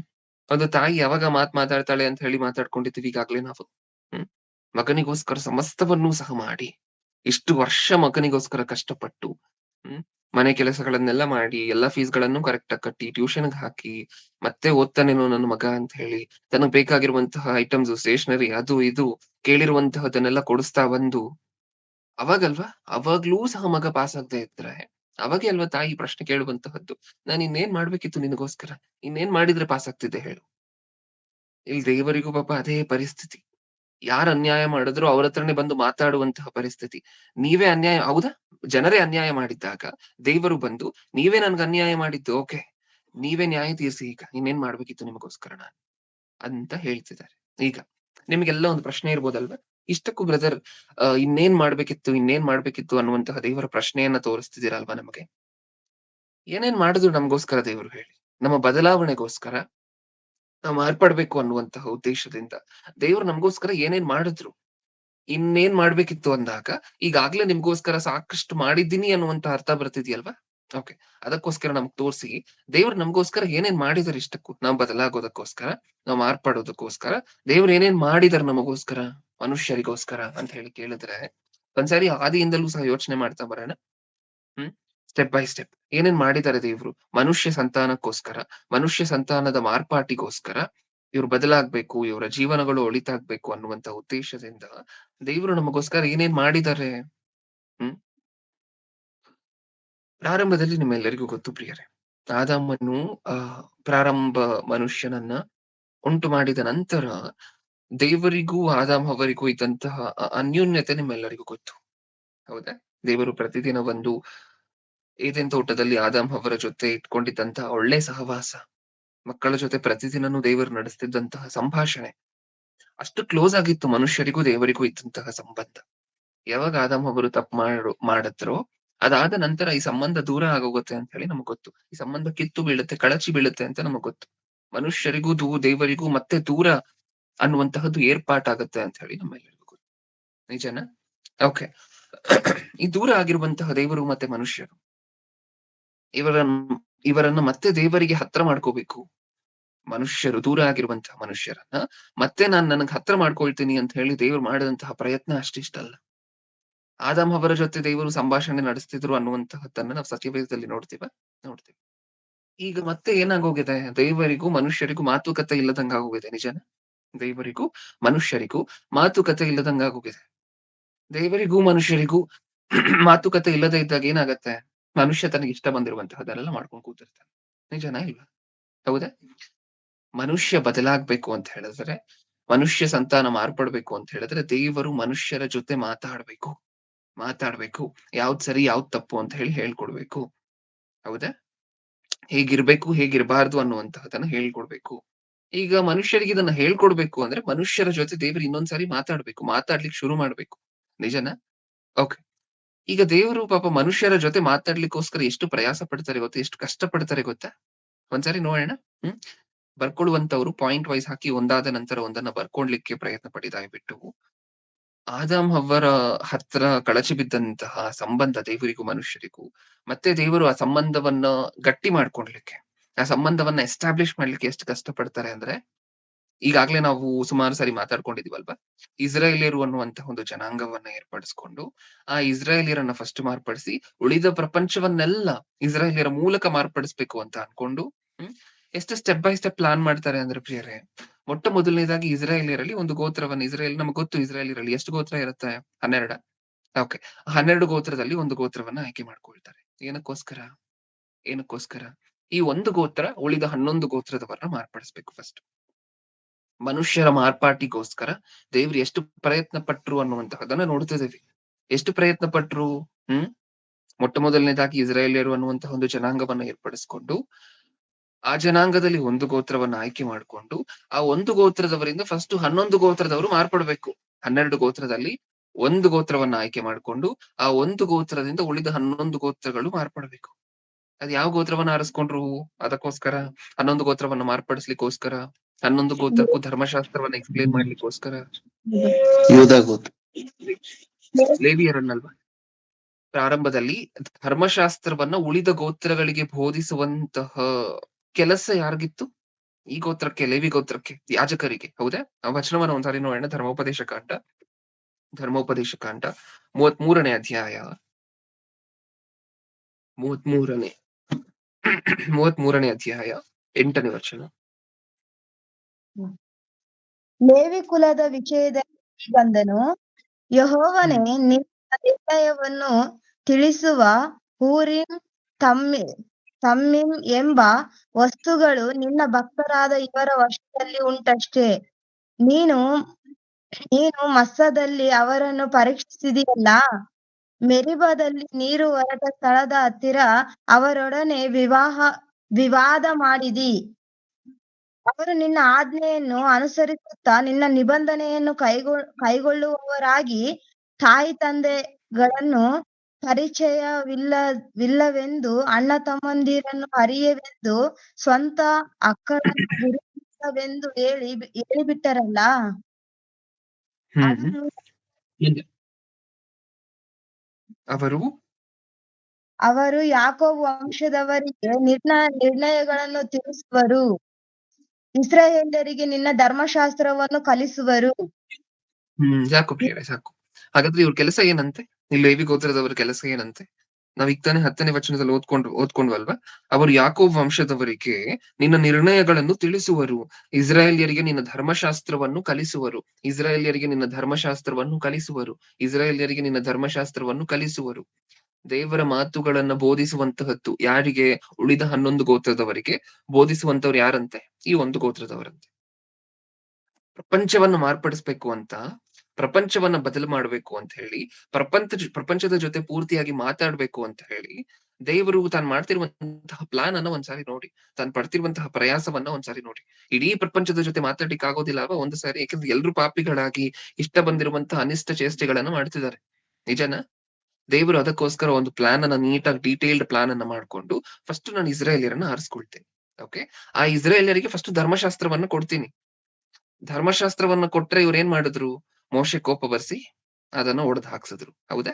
ಮತ್ತೆ ದೇವರಲ್ಲಿ ಮನುಷ್ಯರಲ್ಲಿ ದೇವರ ಹಂತ ಏನು, ಮನುಷ್ಯರ ಹಂತ ಏನು? ಈ ದೇವರು ಬಂದು ಮನುಷ್ಯರ ಜೊತೆ ಮಾತಾಡುವಂತಹದ್ದೇ ದೊಡ್ಡ ವಿಚಾರ. ಮಾತಾಡಿ ಮತ್ತೆ ಧರ್ಮಶಾಸ್ತ್ರವನ್ನ 10 ಕಟ್ಟಳೆಗಳನ್ನ ಕೊಟ್ರೆ ಅದನ್ನ ಹೊಡೆದಾಕೋ ಹಂಗ್ ಮೋಶೆ ಕೈಯಲ್ಲಿ ಮಾಡಿದ್ರು. ಹೌದಾ? ಅದಾದ ನಂತರ ಮತ್ತೆ ಯಾವತ್ತು ಬೇಸರ ಮಾಡ್ಕೊಳ್ದೆ, ಮತ್ತೆ ಕೋಪ ಮಾಡ್ಕೊಳ್ದೆ ಇನ್ನೊಂದು ಸೆಟ್ ಅನ್ನ ಬರ್ಸ್ಕೊಟ್ರು. ನಿಜನಾ? ಯಾರು ಬರ್ಸ್ಕೊಡ್ತಾರೆ ಪ್ರಿಯರೇ? ಒಂದ್ಸರಿ ಹೇಳಿ. ಈಗಾಗ್ಲೇ ಕೊಟ್ಟಿರುವಂತಹ ಧರ್ಮಶಾಸ್ತ್ರವನ್ನ ಹಾಳು ಮಾಡಿ, ಇಲ್ಲ ಪ್ರಭು ನೀನ್ ಕೊಟ್ಟಿರುವಂತದ್ದು ಹೊರಟೋಯ್ತು ಅಂತ ಹೇಳಿ ಬಂದ್ರೆ ಮತ್ತೆ ಬರೆಸ್ಕೊಡುವಂತಷ್ಟು ತಾಳ್ಮೆ ಇದೆಯಾ ದೇವರಿಗೆ? ಅಷ್ಟೊಂದು ದೀರ್ಘಶಾಂತರ ದೇವರು? ಒಂದ್ಸರಿ ಈ ಕೆಲಸವನ್ನ ಮಾಡಿ ನೋಡಿ. ಒಂದ್ಸರಿ ಯಾರೋ ದೊಡ್ಡ ಮನುಷ್ಯ ನಿಮ್ ಜೊತೆ ಮಾತಾಡ್ಬೇಕಾದ್ರೆ, ನೀವ್ ಆ ಮನುಷ್ಯ ಮಾತಾಡ್ಬೇಕಾದ್ರೆ ಅದನ್ನ ಬರ್ಕೊಳ್ತಾ ಇರ್ತೀರಾ, ಹೌದಾ ಇಲ್ವಾ? ನಿಮ್ ಆಫೀಸ್ ಅಲ್ಲಿ ಏನಾದ್ರು ಕೆಲಸ ಬಾಸ್ ಬಂದು ಒಂದು ಲಿಸ್ಟ್ ಆಫ್ ವರ್ಕ್ ಟಾಸ್ಕ್ ಅನ್ನ ಹೇಳ್ತಿದ್ದಾರೆ ಅಂತ ಅನ್ಕೊಳ್ಳಿ. ಈ ಕೆಲಸ ಆದ ನಂತರ ಈ ಕೆಲಸ ಮಾಡು, ಈ ಕೆಲಸ ಆದ ನಂತರ ಈ ಕೆಲಸ ಮಾಡು ಅಂತ ಹೇಳ್ತಿದ್ದಾರೆ ಅಂತ ಅನ್ಕೊಳ್ಳಿ. ನೀವ್ ಅದನ್ನ ಬರ್ಕೊಳ್ತಾ ಇರ್ತೀರಾ, ನಿಜಾನ? ಆ ಬರ್ಕೊಂಡಿರುವಂತ ಪೇಪರ್ ಕಳ್ದು ಹೋಗುತ್ತೆ ಅಂತ ಅನ್ಕೊಳ್ಳಿ 5 ನಿಮಿಷ ಆದ ನಂತರ. ಮತ್ತೆ ಅವ್ರ ಹತ್ರ ಹೋಗಿ ಒಂದ್ಸಾರಿ, ಪ್ರಭುಗಳೇ ನೀವ್ ಹೇಳ್ಕೊಟ್ಟಿರುವಂತಹದ್ದು, ನೀವ್ ಹೇಳಿರುವಂತಹದ್ದು ನನಗ್ ಮರ್ತೋಯ್ತು. ನಾನ್ ಬರ್ಕೊಂಡಿದ್ನಲ್ವಾ ಪೇಪರ್, ಆ ಪೇಪರ್ ಕಳೆದು ಹೋಯ್ತು, ಇನ್ನೊಂದ್ಸರಿ ಹೇಳ್ತೀರಾ ಅಂತ ಹೇಳಿ ಒಂದ್ಸರಿ. ನನಗ್ ಕೆಲಸ ಇಲ್ಲ ಅಂತ ಅನ್ಕೊಂಡಿದ್ಯಾ ಮಾಡ್ಲಿಕ್ಕೆ? ಮಾಡ್ಲಿಕ್ಕೆ ನನಗೆ ಕೆಲಸ ಇಲ್ಲ ಅಂತ ಅನ್ಕೊಂಡಿದ್ಯಾ? ಎಷ್ಟು ಟೈಮ್ ಸ್ಪೆಂಡ್ ಮಾಡಿ ನಿನಗೋಸ್ಕರ ಅದನ್ನ ನಾನು ಹೇಳಿದ್ದೆ ಗೊತ್ತಾ? ನಾನು ಒಂದ್ಸರಿ ಹೇಳಿದ ನಂತರ ಭದ್ರವಾಗಿ ಜೋಪಾನವಾಗಿ ಇಟ್ಕೋಬೇಕಾಗಿರುವಂತದ್ದು ನಿನ್ನ ಬಾಧ್ಯತೆ ಅಂತ ಹೇಳಿ ಬೈದು ಕಳಿಸ್ತಾರೆ. ಮತ್ತೆ ಅದನ್ನ ರಿಪೀಟ್ ಮಾಡೋದಿಲ್ಲ. ನಿಜಾನ? ಇಲ್ಲಿ ದೇವರು ತಾನು ಕೊಟ್ಟಿರುವಂತ ಆಜ್ಞೆಗಳನ್ನ ಕಳೆದು ಹಾಕೊಂಡು ಇಲ್ಲದೆ ಇರುವಂತೆ ಬಂದ್ರೂ ಸಹ ಮತ್ತೆ ಬರ್ಸ್ಕೊಡ್ತಿದ್ದಾರೆ. ಅಂದ್ರೆ ದೇವರ ಪ್ರಯತ್ನ ಎಲ್ಲ ಒಂದೇ, ನಾನು ನನ್ನ ಮಕ್ಕಳ ಜೊತೆ ಮಾತಾಡ್ಬೇಕು, ಅವ್ರು ಅವಾಗ್ಲೇ ಬದಲಾಗುವಂತಹದ್ದು, ಅವಾಗ್ಲೇ ಅವ್ರು ಮಾರ್ಪಡುವಂತಹದ್ದು. ಇವ್ ಹಾಳು ಮಾಡಿದ್ರೆ ಒಂದ್ಸಾರಿ ಕೊಟ್ಟಿರುವಂತಹದ್ದನ್ನ ಇನ್ನೊಂದ್ಸಾರಿ ಕೊಡ್ತೀನಿ, ಪರವಾಗಿಲ್ಲ. ಹೌದಾ? ಇದನ್ನ ಮಾಡ್ತಾರೆ. ಮತ್ತೆ ಈ ಧರ್ಮಶಾಸ್ತ್ರವನ್ನ ಕೈಯಲ್ಲಿಟ್ಟಾಗ ಪಾಪ ಈ ಮನುಷ್ಯರಿಗೆ ಎಲ್ಲದ ಅರ್ಥ ಆಗೋದಿಲ್ವೋ ಅಂತ ಹೇಳಿ ಸೆಪರೇಟ್ ಆಗಿರುವಂತ ಟೀಚರ್ಸ್ ಅನ್ನ ಏರ್ಪಾಟ್ ಮಾಡ್ತಿದ್ದಾರೆ. ಆ ಟೀಚರ್ಸ್ ಈ ಲೇವಿ ಗೋತ್ರದವರು. ಹೌದಾ? ಈ ಯಾಜಕರ ಕೆಲಸನೇ ಅದು ಮೇಜರ್ ಆಗಿ. ನಮಗ್ ಗೊತ್ತಿರುವಂತ ಸಾಧಾರಣವಾಗಿ ಬಲಿ ಕೊಡುವಂತಹದ್ದು, ಇದು ಅದು ಪ್ರಾಯಶ್ಚಿತ್ತ ಯಜ್ಞ ಮಾಡುವಂತಹದ್ದು ಇಷ್ಟೇ. ಆದ್ರೆ ಇವ್ರ ಮೇಜರ್ ಕೆಲಸ ಏನು ಅಂತ ಹೇಳಿದ್ರೆ ಧರ್ಮಶಾಸ್ತ್ರವನ್ನ ಜನರಿಗೆ ಬೋಧಿಸುವಂತಹದ್ದು. ಧರ್ಮಶಾಸ್ತ್ರವನ್ನ ಕೊಟ್ರು, ಹಾಳು ಮಾಡ್ಕೊಂಡ್ರು. ಹೌದಾ? ಮತ್ತೆ ಧರ್ಮಶಾಸ್ತ್ರವನ್ನ ಕೊಟ್ಟ ನಂತರ ಈ ಧರ್ಮಶಾಸ್ತ್ರ ಎಲ್ಲಿ ನನ್ನ ಮಕ್ಕಳಿಗೆ ಅರ್ಥ ಆಗೋದಿಲ್ವೋ ಅಂತ ಹೇಳಿ ಒಂದು ಟೀಚರ್ ವರ್ಗವನ್ನ ಏರ್ಪಡಿಸಿದ್ರು. ಅವರೇ ಅಲ್ವಾ ಲೇವಿ ಗೋತ್ರದವರು. ಇವರ ಕೆಲಸ ಏನು? ಉಳಿದ 11 ಗೋತ್ರದವರಿಗೆ ಬೋಧಿಸುವಂತಹದ್ದು. ಆ 11 ಗೋತ್ರದವರ ಕೆಲಸ ಏನು? ಇಡೀ ಪ್ರಪಂಚಕ್ಕೆ ಬೋಧಿಸುವಂತಹದ್ದು. ನಮಗೆ ಅರ್ಥ ಆಗ್ತಿದ್ಯಾ? ದೇವರು ಮನುಷ್ಯರ ಬದಲಾವಣೆಗೋಸ್ಕರ ಏನೇನೆಲ್ಲ ಪ್ಲಾನ್ ಮಾಡಿ ಎಷ್ಟೆಷ್ಟೆಲ್ಲ ಸ್ಕೆಚ್ ಮಾಡ್ತಿದ್ದಾರೆ ಅಂತ ಹೇಳಿ, ಎಷ್ಟು ಪ್ರಯತ್ನ ಮಾಡ್ತಿದ್ದಾರೆ ಅಂತ ಹೇಳಿ ನಮಗ್ ಗೊತ್ತಾಗ್ತಿದ್ಯಾ? ನೆಕ್ಸ್ಟ್ ಇಷ್ಟನ್ನ ಮಾಡಿದ ನಂತರ ಇನ್ನೂ ಏನೇನ್ ಮಾಡ್ತಿದ್ದಾರೆ? ಎರೆಮೀಯನ ಗ್ರಂಥ ಆ ಮಧ್ಯದಲ್ಲಿ ದೇವರು ಗ್ರಂಥಗಳನ್ನ, ದೇವರು ಈ ವಾಕ್ಯಗಳನ್ನೆಲ್ಲ ಕೊಡುವಂತಹ ಪ್ರಯತ್ನದಲ್ಲಿ ಈ ಯೆರೆಮೀಯನ ಗ್ರಂಥದ ಬಗ್ಗೆ ನಮ್ಮೆಲ್ಲರಿಗೂ ಗೊತ್ತಲ್ವಾ ಪ್ರಿಯ? ಏನ್ ಮಾಡಿದ್ವಂತೆ? ಯೆರೆಮೀಯನ ಗ್ರಂಥವನ್ನ ಆ ಕಾಲದಲ್ಲಿ ಪೂರ್ತಿಯಾಗಿ ಬರೆಸಿದ ನಂತರ ಅಲ್ಲಿದ್ದಂತಹ ಒಬ್ಬ ರಾಜ ನೀಚನು ಏನ್ ಮಾಡಿದಂತೆ? 36ನೇ ಅಧ್ಯಾಯ 27ನೇ ವಚನ. 36:27 ಯೆರೆಮೀಯನ ಗ್ರಂಥ.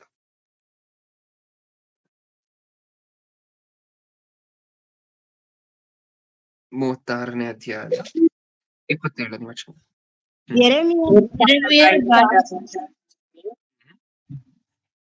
ಯೆರೆಮೀಯನ ಬಾಯಿಂದ ಬಂದ ಹಾಗೆ ಬಾರೂಕನು ಬರೆದಿದ್ದ ಮಾತುಗಳ ಸುರುಳಿಯನ್ನು ಅರಸನು ಸುಟ್ಟು ಬಿಟ್ಟ ಮೇಲೆ ಯೆಹೋವನು ಯೆರೆಮೀಯನಿಗೆ ಈ ವಾಕ್ಯವನ್ನು ದಯಪಾಲಿಸಿದನು.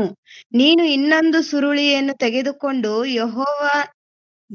ಯೆಹೂದದ ಅರಸನಾದ ಯೆಹೋಯಾಕೀಮನು ಸುಟ್ಟ ಮೊದಲನೆಯ ಸುರುಳಿಯಲ್ಲಿದ್ದ ಪೂರ್ವದ ಆ ಮಾತುಗಳನ್ನೆಲ್ಲ ಪುನಃ ಬರೆಯಿಸು. ಏನ್ ಅರ್ಥ ಆಯ್ತು ನಮಗೆ ಮಾತಿನಿಂದ? ಸೇಮ್ ಅಲ್ವಾ? ಅಲ್ಲಿ ಧರ್ಮಶಾಸ್ತ್ರ 10 ಆಜ್ಞೆಗಳನ್ನ ಕೊಟ್ರು. 10 ಆಜ್ಞೆಗಳನ್ನ ಕೊಟ್ಟಿದ ತಕ್ಷಣ ಹೊಡೆದಾಕಿದ್ರು, ನಿಜನ? ಅದಾದ ನಂತರ ಮತ್ತೆ ಇಲ್ಲಿ ಯೆರೆಮೀಯನ ಗ್ರಂಥವನ್ನ ಬರೆಸ್ಕೊಡ್ಬೇಕಾದ್ರೆ, ಅಂದ್ರೆ ದೇವರು ಮಕ್ಕಳ ಜೊತೆ ಮಾತಾಡುವಂತಹ ಮಾತುಗಳು ಈಸಿಯಾಗಿ ನಾಶ ಆಗೋಗ್ತಿದೆ. ಆ ನಾಶ ಆಗೋಗ್ತಿರುವಂತಹ ಮಾತುಗಳು ಮತ್ತೆ ನನ್ನ ಮಕ್ಕಳಿಗೆ ಸಿಕ್ಲೇಬೇಕು. ಅದು ನಾಶ ಆಗಿದೆ ಅಂದ ಮಾತ್ರಕ್ಕೆ ನನ್ನ ಮಕ್ಕಳಿಗೆ ಅದು ತಲುಪದೇ ಇರಬಾರದು. ಮತ್ತೆ ಅವ್ರು ನಾನು ಕೊಡ್ತೀನಿ ಅನ್ನುವಂತ ಉದ್ದೇಶದಿಂದ ಮತ್ತೆ ದೇವರ ಪೇಷನ್ಸ್ ಅನ್ನ ನೋಡ್ತಿದ್ದೀರಾ? ಸುಟ್ಟಾಕ್ಬಿಟ್ರಂತೆ ಆಗಿದ್ದಂತಹ ರಾಜ ಯೆರೆಮೀಯನ ಗ್ರಂಥವನ್ನ. ನಮ್ಮ ಬೈಬಲ್ ಅಲ್ಲಿ ಯೆರೆಮೀಯನ ಗ್ರಂಥ ಇವತ್ತಿಗೂ ಇದೆಯಾ? ಆ ಯೆರೆಮೀಯನ ಗ್ರಂಥದಲ್ಲಿ ಬರೆದಿರುವಂತಹ ಮಾತೆ ಅಲ್ವಾ ನೀವೀಗ ಗೊತ್ತಿರುವಂತಹದ್ದು. ಹಾಗಾದ್ರೆ ಇದೆಯಾ? ಯೆರೆಮೀಯನ ಗ್ರಂಥ ಇದೆಯಾ? ಈ ಯೆರೆಮೀಯನ ಗ್ರಂಥ ನಮ್ಮ ಕೈಗೆ ಬರ್ಬೇಕಾದ್ರೆ ದೇವರು ಪಟ್ಟಿರುವಂತಹ ಪ್ರಯಾಸ ಅಷ್ಟಿಷ್ಟಲ್ಲ ಪ್ರಿಯರೇ, ಅಷ್ಟಿಷ್ಟಲ್ಲ. ಯೆರೆಮೀಯನ ಗ್ರಂಥವನ್ನ ಬರೆಸಿ ಕೊಟ್ಟ ನಂತರ ಸುಟ್ಟು ಹಾಕ್ಬಿಟ್ರಂತೆ ಅದನ್ನ. ಮತ್ತೆ ಬರೆಸ್ತಾರಂತೆ ಕೂತ್ಕೊಂಡು ಅದನ್ನೇ. ಬರ್ಸಿರುವಂತಹ ಗ್ರಂಥವನ್ನ ಇನ್ನೊಂದ್ಸಾರಿನ, ಇಷ್ಟೊಂದು ಅಧ್ಯಾಯಗಳನ್ನ, ಇಷ್ಟೊಂದು ವಚನಗಳನ್ನ ಇನ್ನೊಂದ್ಸಾರಿ ಹೇಳುವಷ್ಟು ಪೇಷನ್ಸ್ ಇತ್ತ ದೇವರಿಗೆ? ಓದೋಣ ಈಗ. ಯೆರೆಮೀಯನ ಬಾಯಿಂದ ಬಂದ ಹಾಗೆ ಬಾರೂಕನು ಬರೆದಿದ್ದ ಮಾತುಗಳ ಸುರುಳಿಯನ್ನು ಅರಸನು ಸುಟ್ಟು ಬಿಟ್ಟ ಮೇಲೆ ಯೆಹೋವನು ಯೆರೆಮೀಯನಿಗೆ ಈ ವಾಕ್ಯವನ್ನು ದಯಪಾಲಿಸಿದನು. 28ನೇ ವಚನ. ನೀನು ಇನ್ನೊಂದು ಸುರುಳಿಯನ್ನು ತೆಗೆದುಕೊಂಡು ಯೆಹೂದದ ಅರಸನಾದ ಯೆಹೋಯಾಕೀಮನು ಸುಟ್ಟ ಮೊದಲನೆಯ ಸುರುಳಿಯಲ್ಲಿದ್ದ ಪೂರ್ವದ ಮಾತುಗಳನ್ನೆಲ್ಲ ಪುನಃ ಬರೆಯಿಸು. ಮತ್ತೆ ದೇವರು ಮಾಡ್ತಿರುವಂತಹ ಪ್ರಯತ್ನ ಏನ್ ಪ್ರಿಯರೇ? ನನ್ನ ಮಕ್ಕಳ ಜೊತೆ ನಾನು ಮಾತಾಡ್ಬೇಕು, ಅವ್ರು ಬದಲಾಗ್ಬೇಕು, ಹೇಗಾದ್ರೂ ಮಾಡಿ ಅವರಲ್ಲಿ ಬದಲಾವಣೆಯನ್ನ ತರಬೇಕು. ಅದಕ್ಕೋಸ್ಕರ ಪ್ರಾರಂಭದಿಂದ ಏನೇನ್ ಮಾಡ್ತಿದ್ದಾರೆ ನಮಗೋಸ್ಕರ. 10 ಆಜ್ಞೆಗಳು ಕೊಟ್ರು, 10 ಆಜ್ಞೆಗಳು ಹೊಡೆದಾಕಿದ್ವಿ, ಹೌದಾ? ಮತ್ತೆ ಬರೆಸಿ ಕೊಟ್ರು, ಸ್ವಲ್ಪನು ಬೇಜಾರ್ ಮಾಡ್ಕೊಳ್ದೆ, ಸ್ವಲ್ಪನು ಬೇಸರ ಮಾಡ್ಕೊಳ್ದೆ ಮತ್ತೆ ಬರೆಸಿ ಕೊಟ್ರು. ಎಲ್ಲಿದ್ ಅರ್ಥ ಆಗೋದಿಲ್ವೋ ಅಂತ ಹೇಳಿ ಇಸ್ರಾಯೇಲ್ಯರಿಗೆ ಸೆಪರೇಟ್ ಆಗಿರುವಂತ ಒಂದು ಟೀಚರ್ ವರ್ಗವನ್ನ ಏರ್ಪಡಿಸಿದ್ರು. ಅವ್ರು ಹೋಗಿ ಅವ್ರಿಗೆ ಬೋಧನೆ ಮಾಡ್ಬೇಕಂತೆ 11 ಗೋತ್ರದವರಿಗೆ. ಆ 12 ಗೋತ್ರದವರು ಸೇರಿ ಉಳಿದ ಪ್ರಪಂಚಕ್ಕೆ ಬೋಧನೆ ಮಾಡ್ಬೇಕಂತೆ, ಹೌದಾ? ಇದೇ ಬರೆಸ್ತಾ ತನ್ನ ಮಕ್ಕಳ ಜೊತೆ ಮಾತಾಡುವಂತಹ ಕ್ರಮದಲ್ಲೇ ಈ ಗ್ರಂಥವನ್ನು ಬರೆಸ್ಕೊಡ್ತಾ ಇದ್ರು ಮನುಷ್ಯರಿಗೆ. ಅಷ್ಟರಲ್ಲಿ ಸುಟ್ಟು ಹಾಕ್ಬಿಟ್ರು. ಯೆರೆಮೀಯನ ಗ್ರಂಥ ತುಂಬಾ ಮುಖ್ಯವಾಗಿರುವಂತಹದ್ದಲ್ವಾ ಸತ್ಯವೇದದಲ್ಲಿ. ಅದನ್ನ ನನ್ನ ಮಕ್ಕಳಿಗೆ ನಾನು ಮತ್ತೆ ಕೊಡ್ಬೇಕು, ಅವ್ರಿಗೆ ಯಾವ ಚಿಕ್ಕ ಇನ್ಫಾರ್ಮೇಶನ್ ಸಹ ಮಿಸ್ ಆಗ್ಬಾರ್ದು ಅಂತ ಹೇಳಿ ಮತ್ತೆ ಬರೆಸಿ ಕೊಟ್ರು. ಇಷ್ಟೊಂದು ಪ್ರಯತ್ನ ಮಾಡ್ಬೇಕಾ ದೇವ್ರು ಮನುಷ್ಯರ ಜೊತೆ ಮಾತಾಡ್ಬೇಕಂದ್ರೆ? ಇಷ್ಟು ಪ್ರಯತ್ನ ಮಾಡಿದ್ರೆ ಅಲ್ವಾ ಮನುಷ್ಯ ಬದಲಾಗುವಂತಹದ್ದು. ಇಷ್ಟು ಪ್ರಯತ್ನ ಮಾಡಿ ಸಂಪೂರ್ಣವಾಗಿರುವಂತ ಗ್ರಂಥ ಕೊಟ್ರೆ ಅಲ್ವಾ ಮನುಷ್ಯ ಬದಲಾಗುವಂತಹದ್ದು. ಇಷ್ಟೇನಾ? ಹೋಗ್ಲಿ, ಇನ್ನೇನ್ ಮಾಡಿದ್ರು ದೇವ್ರು? ಪ್ರಾರಂಭದಲ್ಲಿ ಒಂದು ಪ್ರಶ್ನೆಯನ್ನ ನಾವು ನೋಡ್ಕೊಂಡ್ವಿ. ಮನುಷ್ಯರಿಗೆ ದೇವ್ರು ಇನ್ನೇನ್ ಮಾಡ್ಬೇಕಿತ್ತು ಅನ್ನುವಂತ ಪ್ರಶ್ನೆಯನ್ನ ನೋಡ್ಕೊಂಡ್ವಿ. ಅದಕ್ಕೆ ಉತ್ತರವಾಗಿ ಇದನ್ನೆಲ್ಲ ನೋಡ್ತಿದೀವಿ. ಈಗಾಗ್ಲೇ ಹಿಂದೆ ಏನೇನ್ ಮಾಡಿದ್ದಾರೆ ದೇವ್ರು ನಮಗೋಸ್ಕರ, ಮನುಷ್ಯರಿಗೋಸ್ಕರ, ಮನುಷ್ಯರ ಬದಲಾವಣೆಗೋಸ್ಕರ ಏನೇನ್ ಮಾಡಿದ್ದಾರೆ ದೇವ್ರು ಈಗಾಗ್ಲೇ? ಇಷ್ಟನ್ನ ಮಾಡಿದ್ದಾರೆ. ಇವೊಬ್ಬರಿಗೂ ನಾವು ನೋಡಿದೀವಲ್ವಾ, ಇಷ್ಟನ್ನ ಮಾಡಿದ್ದಾರೆ. ಇಷ್ಟನ್ನ ಮಾಡಿ ಮತ್ತೆ ಈ ಇಸ್ರಾಯೇಲರಿಗೆ ವಾಕ್ಯವನ್ನ ಕಲಿಸ್ತೀನಿ, ಇವ್ರು ಉಳಿದ ಪ್ರಪಂಚಕ್ಕೆ ಸಾರ್ಬೇಕು ಅನ್ನುವಂತ ಉದ್ದೇಶದಿಂದ ಈ ಇಸ್ರಾಯೇಲ್ಯರನ್ನ ಅವರ ದೇಶದಲ್ಲೇ ನಾನು ಇರೋ ಹಂಗ್ ಮಾಡಿದೆ ಅಂತ ಅನ್ಕೊಳ್ಳಿ. ಇಷ್ಟಕ್ಕೂ ಇಸ್ರಾಯೇಲ್ಯರನ್ನ ಫಸ್ಟ್ ಏನಕ್ಕೋಸ್ಕರ ಆರಿಸ್ಕೊಂಡು ಮಾರ್ಪಡಿಸ್ತಿದ್ದಾರೆ ಹೇಳಿ ಯಾರಾದ್ರೂ? ಇಸ್ರಾಯೇಲ್ಯರನ್ನ ಮೊಟ್ಟ ಮೊದಲು ಏನಕ್ಕೋಸ್ಕರ ಆರಿಸ್ಕೊಂಡ್ರು? ಆಮೇಲೆ ಅವರ ಹೇಳಿ ಅವರ ಮೂಲಕ ಯೇಸು ಕ್ರಿಸ್ತನ ಜೊತೆಗಾಗಿತ್ತು. ಅವರ ಮೂಲಕ ಯೇಸು ಇಡೀ ಪ್ರಪಂಚಕ್ಕೆ ರಕ್ಷಣೆ ಸುವಾರ್ತೆ ತಲುಪಬೇಕಿತ್ತು, ಹೌದಾ? ಓಕೆ, ಈಗ ರಕ್ಷಣೆ ಸುವಾರ್ತೆ ಅವರ ಮೂಲಕ ಉಳಿದ ಇಡೀ ಪ್ರಪಂಚಕ್ಕೆ ತಲುಪಬೇಕು ಅಂತ ಹೇಳಿದ್ರೆ ಇವರ ದೇಶದಲ್ಲೇ ಇದ್ರೆ ಆಗತ್ತಾ? ಇವರ ದೇಶದಲ್ಲೇ ಇದ್ರೆ ಆಗತ್ತಾ? ಇಲ್ಲ, ಇವರೆಲ್ಲಾ ದೇಶಕ್ಕೂ ಹೋಗ್ಬೇಕು. ಇವರೇ ಹೋಗ್ತಾರ? ಯಾರಾದ್ರೂ ತಮ್ಮ ದೇಶವನ್ನು ಬಿಟ್ಟು ಉಳಿದ ದೇಶಕ್ಕೆ ಹೋಗಿ ಸುವಾರ್ತೆಯನ್ನು ಸಾರಿ ಅಂದ್ರೆ ಯಾರಾದ್ರೂ ಮಾಡ್ತಾರ ಕೆಲಸವನ್ನ? ಇಲ್ಲ. ಏನ್ ಮಾಡ್ಬೇಕು? ಇವರನ್ನ ಚದುರಿಸಿದ್ರು ಗೊತ್ತಾ? ಇಸ್ರಾಯೇಲಿಯರನ್ನ ಚದುರಿಸಿದ್ರು. ಬೇರೆ ಬೇರೆ ರಾಜ್ಯದ ಸೆರೆಗಳಿಗೆ ಕಳಿಸಿದ್ರು. ಅಶ್ಶೂರ್ಯರ ಸೆರೆಗೆ ಕಳಿಸ್ತಾರೆ, ಬಬಿಲೋನಿಯರ ಸೆರೆಗೆ ಕಳಿಸ್ತಾರೆ. ಹೌದಾ? ಹ್ಮ್ ಇವರನ್ನ ಸೆರೆಗೆ ಕಳಿಸಿರುವಂತಹದ್ದು ಇವ್ರು ಮಾಡಿದಂತಹ ತಪ್ಪಿನಿಂದಲೇ ಆದ್ರೂ ಸಹ ಇವರನ್ನ ಸೆರೆಗೆ ಕಳಿಸಲಿಕ್ಕೆ ಇನ್ನೊಂದು ಕಾರಣ ಏನ್ ಗೊತ್ತಾ? ಇವ್ರು ತಪ್ಪು ಮಾಡಿದ್ರೆ ಬೇರೆ ತರ ಶಿಕ್ಷೆ ಕೊಡ್ಬೋದಾಗಿತ್ತಾ ಇಲ್ವಾ? ಕೊಡ್ಬೋದಾಗಿತ್ತು. ಆದ್ರೆ ಇವರು ತಪ್ಪು ಮಾಡಿದಾಗ ಆ ಶಿಕ್ಷೆಯನ್ನ ಏನಕ್ಕೆ ಇದೇ ರೂಪದಲ್ಲಿ ಇಟ್ರು? ಏನಕ್ಕೋಸ್ಕರ ಬೇರೆ ಬೇರೆ ಸೆರೆಗೆ ಕಳಿಸಿ ಅಲ್ಲೊಂದಷ್ಟು ವರ್ಷ, ಇಲ್ಲೊಂದಷ್ಟು ವರ್ಷ, ಆ ದೇಶದಲ್ಲಿ ಒಂದಷ್ಟು ವರ್ಷ, ಈ ದೇಶದಲ್ಲಿ ಒಂದಷ್ಟು ವರ್ಷ ಇರೋ ಹಂಗ್ ಮಾಡಿದ್ರು. ಇದೇ ಕಾರಣದ ನಿಮಿತ್ತ ಇವರಿಂದ ಇವರಿಗೆ ಗೊತ್ತಿರುವಂತಹ ಸುವಾರ್ತೆ, ಇವರಿಗೆ ಗೊತ್ತಿರುವಂತಹ ನಿಜವಾದ ದೇವರು ಇಡೀ ಪ್ರಪಂಚಕ್ಕೆ ತಲುಪಬೇಕು, ಇಡೀ ಪ್ರಪಂಚಕ್ಕೆ ಸಾರಲ್ಪಡ್ಬೇಕು. ನಿಜನಾ? ಹೌದಾ? ಅಂದ್ರೆ ಪ್ರಾರಂಭದಲ್ಲಿ ಧರ್ಮಶಾಸ್ತ್ರ ಕೊಟ್ಟ ನಂತರ ಅದನ್ನ ಹೇಳಲಿಕ್ಕೆ ಒಬ್ಬರನ್ನ ಕೊಟ್ರು, ಅದನ್ನ ಎಕ್ಸ್‌ಪ್ಲೇನ್ ಮಾಡ್ಲಿಕ್ಕೆ ಒಬ್ಬರನ್ನ ಕೊಟ್ರು.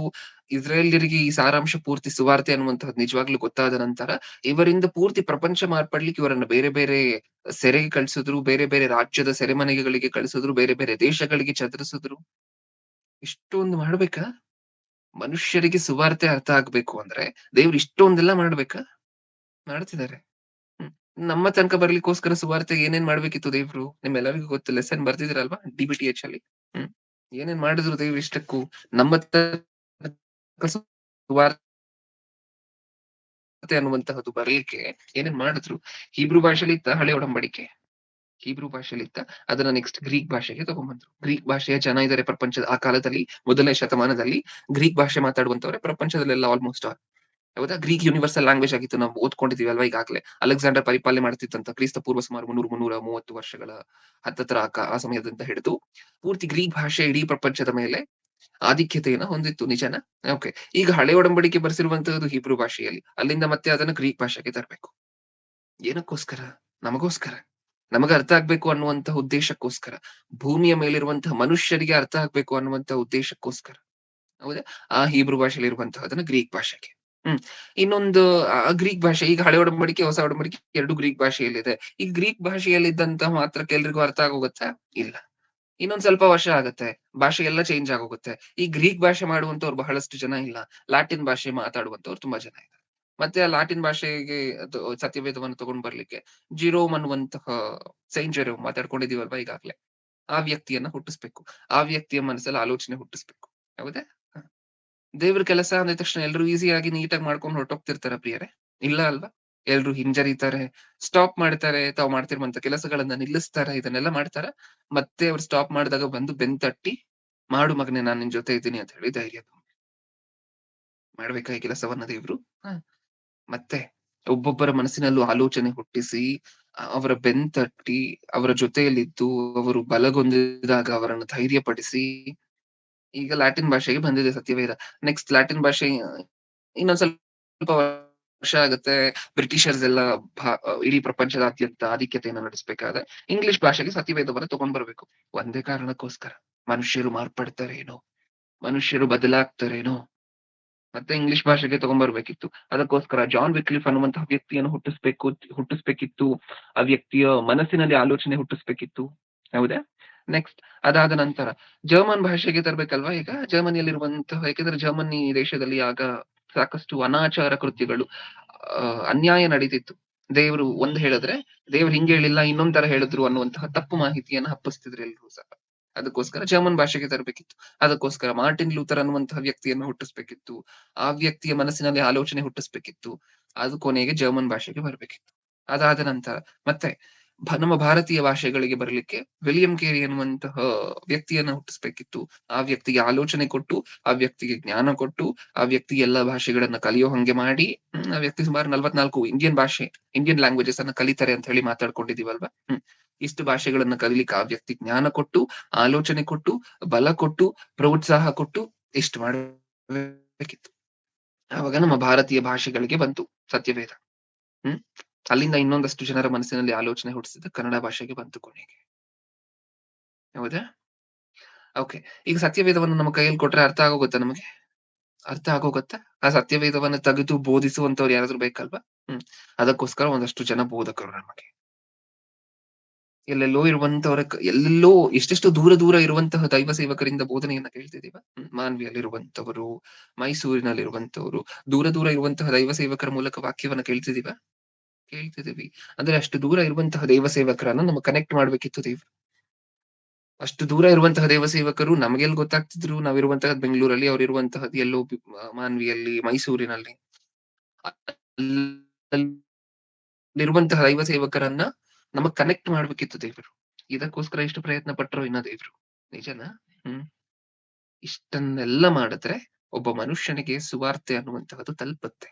ನಾನು ಆಗ್ಲಿಂದ ಹೇಳಿದ್ನಲ್ವಾ, ಆದಿಯಿಂದ ದೇವ್ರು ಮಾಡ್ತಿದ್ದಂತಹ ಕೆಲಸಗಳು, ಅಷ್ಟು ಕೆಲಸಗಳನ್ನ ದೇವ್ರು ಮಾಡಿದ್ರೆ ಸುವಾರ್ತೆ ಅನ್ನುವಂತಹದ್ದು ಒಬ್ಬ ಮನುಷ್ಯನಿಗೆ ತಲುಪುತ್ತೆ. ಇವಾಗ ಹೇಳಿ, ಇಷ್ಟು ಮಾಡಿದ ನಂತರವೂ ಸಹ ನಾವು ದೇವ್ರು ಅನ್ಕೊಂಡಿರುವಂತಹ ಜೀವನ ನಡೆಸ್ಲಿಲ್ಲ ಅಂತ ಅನ್ಕೊಳ್ಳಿ. ದೇವ್ರು ಇಷ್ಟು ಮಾಡಿದ ನಂತರವೂ ಸಹ ನಾವು ಬದಲಾಗ್ಲಿಲ್ಲ ಅಂತ ಅನ್ಕೊಳ್ಳಿ. ಮನಸ್ಸನ್ನ ಮಾರ್ಪಡಿಸ್ಕೊಳ್ಲಿಕ್ಕೋಸ್ಕರ ನಾವು ಪ್ರಯಾಸ ಪಟ್ಟಿಲ್ಲ ಅಂತ ಅನ್ಕೊಳ್ಳಿ. ಪ್ರಯೋಜನ ಏನು?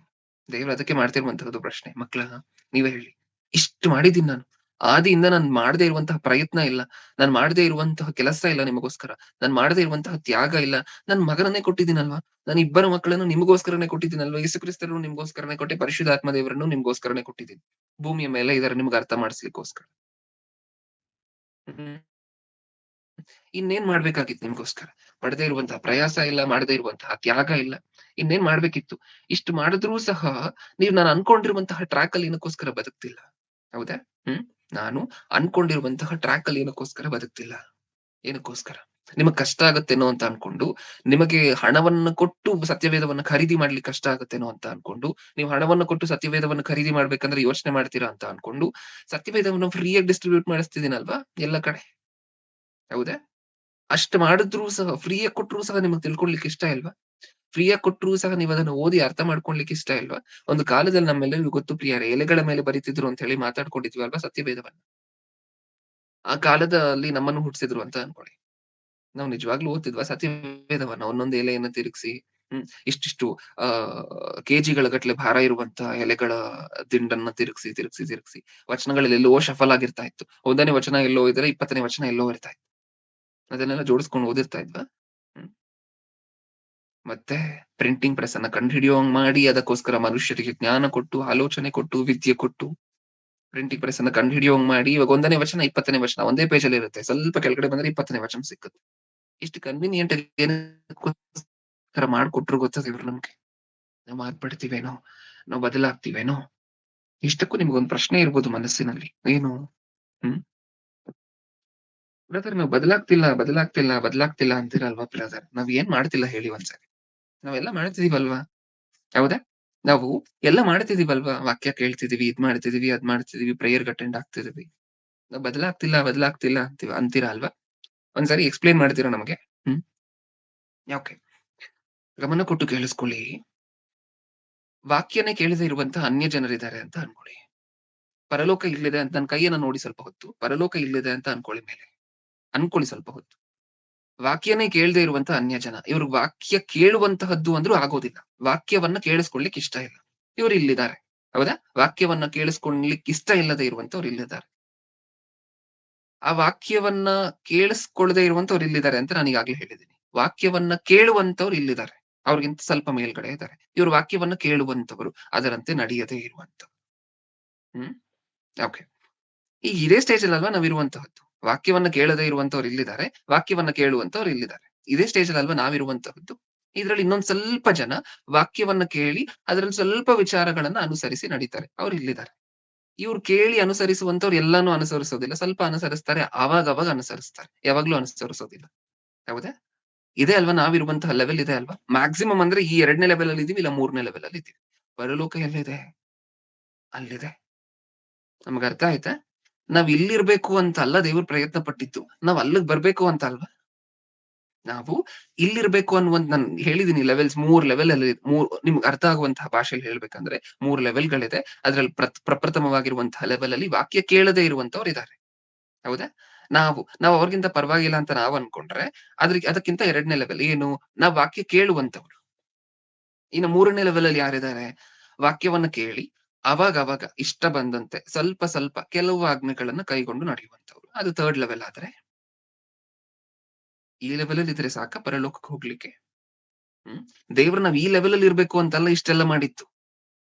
ದೇವರು ನಾವ್ 3ನೇ ಲೆವೆಲ್ ಅಲ್ಲಿ ನಿಂತ್ಕೋಬೇಕು. ಅವಾಗ ಕೆಲವು ಆಜ್ಞೆಗಳನ್ನ ಅನುಸರಿಸಿ ಅವಾಗ ನಮಗೆ ಇಷ್ಟ ಬಂದಾಗ ಆಜ್ಞೆಗಳನ್ನ ಅನುಸರಿಸಿ ಉಳಿದವುಗಳನ್ನೆಲ್ಲ ಬಿಟ್ಬಿಡ್ಬೇಕು ಅಂತಲ್ಲ. ಅಷ್ಟು ಮಾತ್ರ ಬದಲಾದ್ರೆ ಸಾಕು ಅನ್ನುವಂತ ಉದ್ದೇಶದಿಂದ ಅಲ್ಲ ಇಷ್ಟೆಲ್ಲ ಮಾಡಿದ್ದು ದೇವರು ನಮಗೋಸ್ಕರ. ಹೌದಾ? ಪರಲೋಕ ಎಲ್ಲೋ ಇದೆಯಲ್ವಾ? ಅಲ್ಲಿಗ್ ಬರ್ಬೇಕು ಅಂತಲ್ವಾ ದೇವ್ರು ನಮ್ಗೆ ಇಷ್ಟೆಲ್ಲ ಮಾಡಿದ್ದು. ಇವಾಗ ನಮ್ಗೆ ಅರ್ಥ ಆಯ್ತಾ ಆ ದೇವರ ಪ್ರಶ್ನೆ? ಯೆಶಾಯನ ಗ್ರಂಥದಲ್ಲಿ ಓದ್ಕೊಂಡ್ವಲ್ವಾ? ಮಕ್ಳ, ನಾನ್ ನಿಮಗೋಸ್ಕರ ಇನ್ನೇನ್ ಮಾಡ್ಬೇಕಾಗಿತ್ತು? ಮಾಡ್ಬೇಕಾಗಿರುವಂತಹ ಸಮಸ್ತವನ್ನು ಮಾಡಿದ್ದೀನಲ್ವಾ? ಒಬ್ಬ ರೈತ ಒಂದು ದ್ರಾಕ್ಷಿಯ ತೋಟಕ್ಕೆ ಬಂದು ಏನೇನ್ ಓದ್ಕೊಂಡ್ವಿ ನಾವಲ್ಲಿ ಯೆಶಾಯನ ಗ್ರಂಥದಲ್ಲಿ? ಒಂದು ದ್ರಾಕ್ಷಿಯ ತೋಟಕ್ಕೆ ಬಂದು ಫಸ್ಟ್ ಹೊಲವನ್ನ ನೋಡಿ ಕೊಂಡ್ಕೊಂಡು, ಹೌದಾ? ಅದಕ್ಕೋಸ್ಕರ ಹಣವನ್ನ ಖರ್ಚು ಮಾಡಿ, ಅದಾದ ನಂತರ ಅಗೆದು ಉಳಿಮೆ ಮಾಡಿ, ಹ್ಮ್ ಅದಾದ ನಂತರ ಕಲ್ಲುಗಳನ್ನ ಹುಡುಕಿ ಹಾದು ಅದನ್ನ ದೂರ ಹಾಕಿ, ಅದಾದ ನಂತರ ಮಣ್ಣು ಹಸನಾದ ನಂತರ ಒಳ್ಳೆ ಬೀಜಗಳನ್ನ, ಒಳ್ಳೆ ಸಸಿಗಳನ್ನ ಆಯ್ಕೆ ಮಾಡಿ ಹಾದು ಆ ಒಳ್ಳೆ ಸಸಿಗಳನ್ನೇ ಬಿತ್ತಿ, ಅದಾದ ನಂತರ ಅದಕ್ಕೆ ಬೇಕಾಗಿರುವಂತ ಗೊಬ್ಬರವನ್ನ ಹಾಕಿ ಬುರುಜನ್ನ ಕಟ್ಟಿಸಿ, ಅದಾದ ನಂತರ ಮ್ಯಾನ್ಯೂರು ಫರ್ಟಿಲೈಸರ್ಸ್ ಇದನ್ನೆಲ್ಲ ಹಾಕಿ ಅದಕ್ಕೆ ನೀರ್ ಹಾಕ್ಲಿಕ್ಕೆ ವ್ಯವಸ್ಥೆಯನ್ನ ಮಾಡಿ, ಇಷ್ಟನ್ನೆಲ್ಲ ಮಾಡಿ ಒಂದಷ್ಟು ಕಾಲ ಬಿಟ್ಟ ನಂತರ ಫಲ ಕೈಗೆ ಬರ್ಬೇಕಲ್ವಾ? ಅದೇ ಅಲ್ವಾ ಕ್ರಮ? ಅದಕ್ಕೋಸ್ಕರ ದೇವ್ರು ಮಾಡ್ತಿರುವಂತಹ ಪ್ರಶ್ನೆ, ಮಕ್ಳ, ಈ ರೈತ ಇನ್ನೇನ್ ಮಾಡಿದ್ರೆ ಆ ದ್ರಾಕ್ಷಿಯ ಹಣ್ಣು, ಆ ದ್ರಾಕ್ಷಿಯ ಫಲ ಕೈಗೆ ಬರುತ್ತೆ ಹೇಳಿ? ಇಷ್ಟು ಮಾಡಿದ ನಂತರ ಇನ್ನೇನ್ ಮಾಡ್ಲಿಕ್ಕಾಗತ್ತೆ ಈ ಫಲ ಬರ್ಲಿಕ್ಕೆ? ಇಷ್ಟು ಮಾಡಿದ ನಂತರವೂ ಸಹ ಕೆಟ್ಟ ದ್ರಾಕ್ಷಿಯ ಹಣ್ಣನ್ನ ಬಿಡ್ತು ಅಂತ ಅನ್ಕೊಳ್ಳಿ.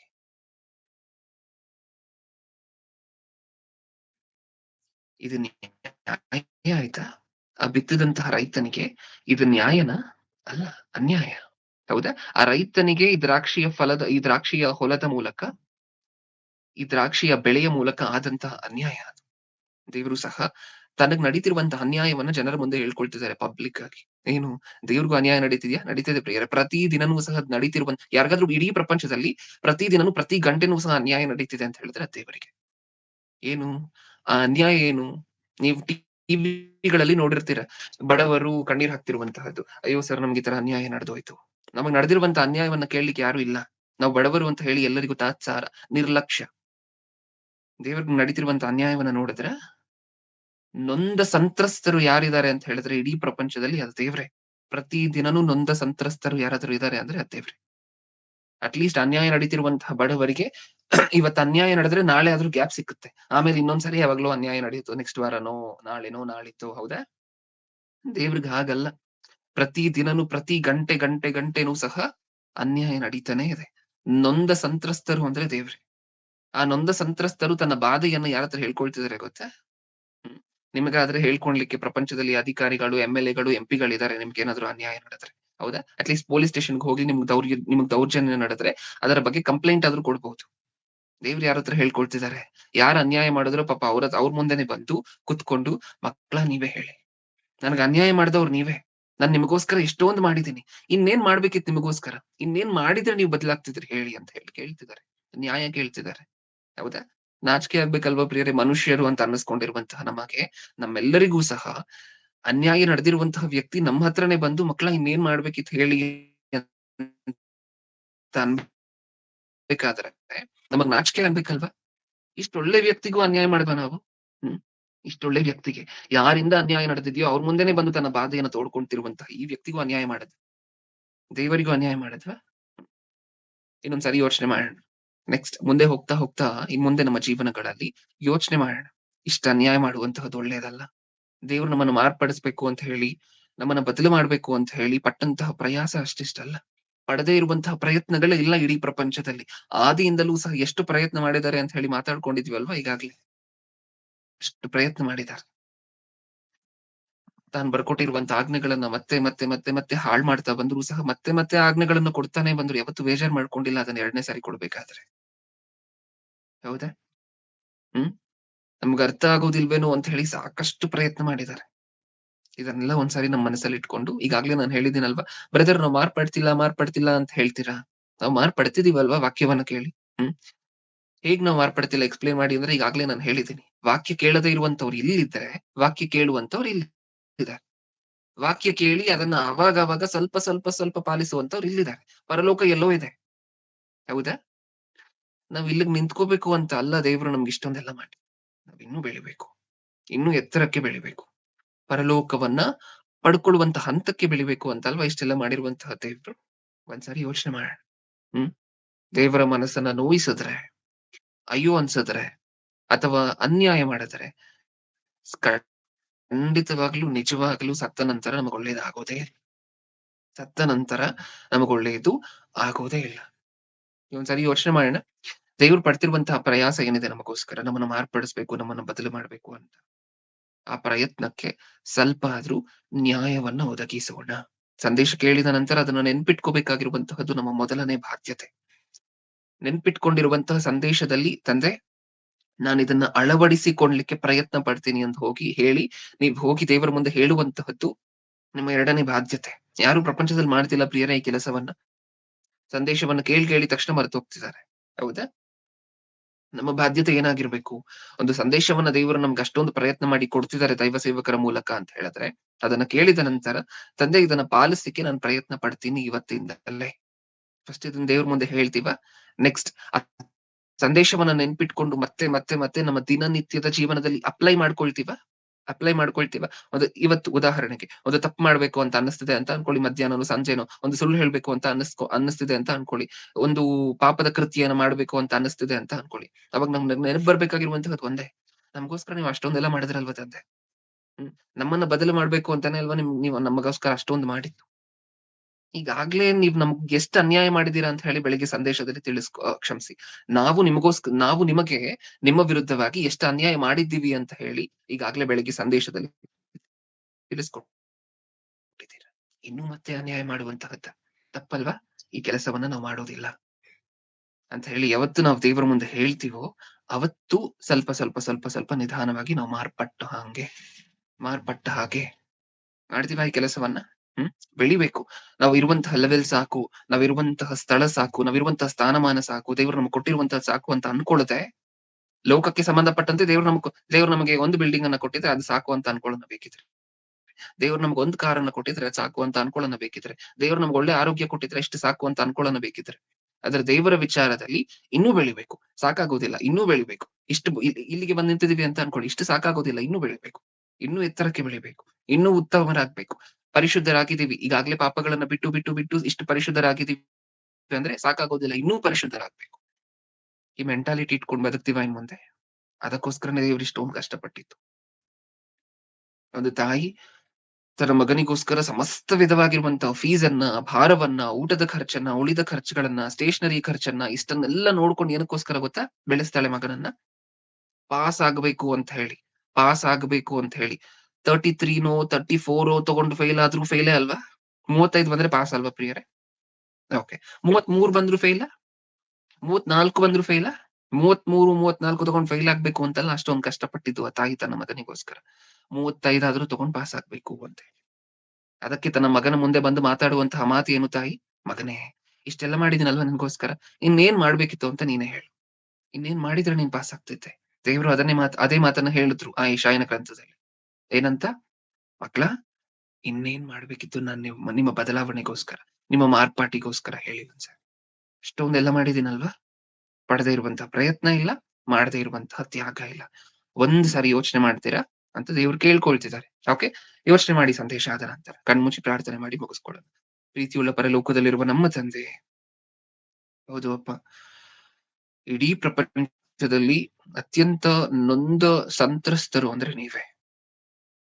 ಇಡೀ ಪ್ರಪಂಚದಲ್ಲಿ ಯಾರಿಗಾದ್ರೂ ಹೆಚ್ಚಾದ ಅನ್ಯಾಯ ಆಗಿದೆ ಅಂತ ಹೇಳಿದ್ರೆ ಅದು ನಿಮಗೆ. ಅನ್ಯಾಯ ಮಾಡಿರುವಂತಹ ಮಹಾನುಭಾವರು ಅಂದ್ರೆ ನಾವೇ ತಂದೆ. ನಮ್ಮ ತಪ್ಪುಗಳನ್ನ ನಾವು ತಪ್ಪು ಮಾಡಿದೀವಿ ಅಂತ ಹೇಳಿ ಅರ್ಥ ಮಾಡ್ಕೊಂಡಿದೀವಿ, ಅರಿಕೆ ಮಾಡ್ತಾ ಇದೀವಿ. ಇನ್ ಮುಂದೆ ಈ ತಪ್ಪುಗಳನ್ನ ಮತ್ತೆ ರಿಪೀಟ್ ಮಾಡದೆ ಇನ್ನೂ ಹೆಚ್ಚಾಗಿ ಬೆಳೀಲಿಕ್ಕೆ ನಮಗ್ ಬಲವನ್ನ, ಶಕ್ತಿಯನ್ನ ಕೊಟ್ಟು ನಡೆಸಿ. ಕೇಳಿರುವಂತಹ ಪ್ರತಿಯೊಬ್ಬೊಬ್ಬರನ್ನು ಆತ್ಮಕ್ಕೆ ಸಂಬಂಧಪಟ್ಟ ಆಶೀರ್ವಾದಗಳಿಂದ ಆಶೀರ್ವಾದಿಸಿ ತಂದೆ.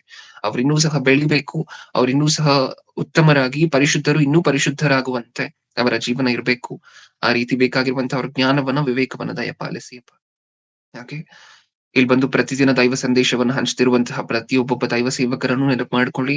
ಅವರ ಕುಟುಂಬಗಳನ್ನ, ಅವರ ಅವಶ್ಯಕತೆಗಳನ್ನ, ಅವರ ಅನಿವಾರ್ಯತೆಗಳನ್ನ, ಅವರ ಆರೋಗ್ಯ ಪರಿಸ್ಥಿತಿಗಳನ್ನ ನೆನಪು ಮಾಡ್ಕೊಳ್ಳಿ ಅನ್ನುವಂತಹ ಬೇಡಿಕೆ ನಿಮ್ಮ ಮುಂದೆ ಇಡ್ತಾ ತಂದೆ. ಹಾಗೆ ನಮಗಿಷ್ಟು ಜ್ಞಾನವನ್ನ ತಿಳಿಸ್ಕೊಟ್ಟಿರುವಂತಹ ನಮ್ಮ ಆತ್ಮಕ್ಕೆ ಸಂಬಂಧಪಟ್ಟ ತಂದೆ ಆಗಿರುವಂತಹ ಜಯಶಾಲಿ ಅವರನ್ನ, ಅವರ ಆರೋಗ್ಯ ಪರಿಸ್ಥಿತಿಗಳನ್ನ ನೆನಪು ಮಾಡ್ಕೊಳ್ಳಿ.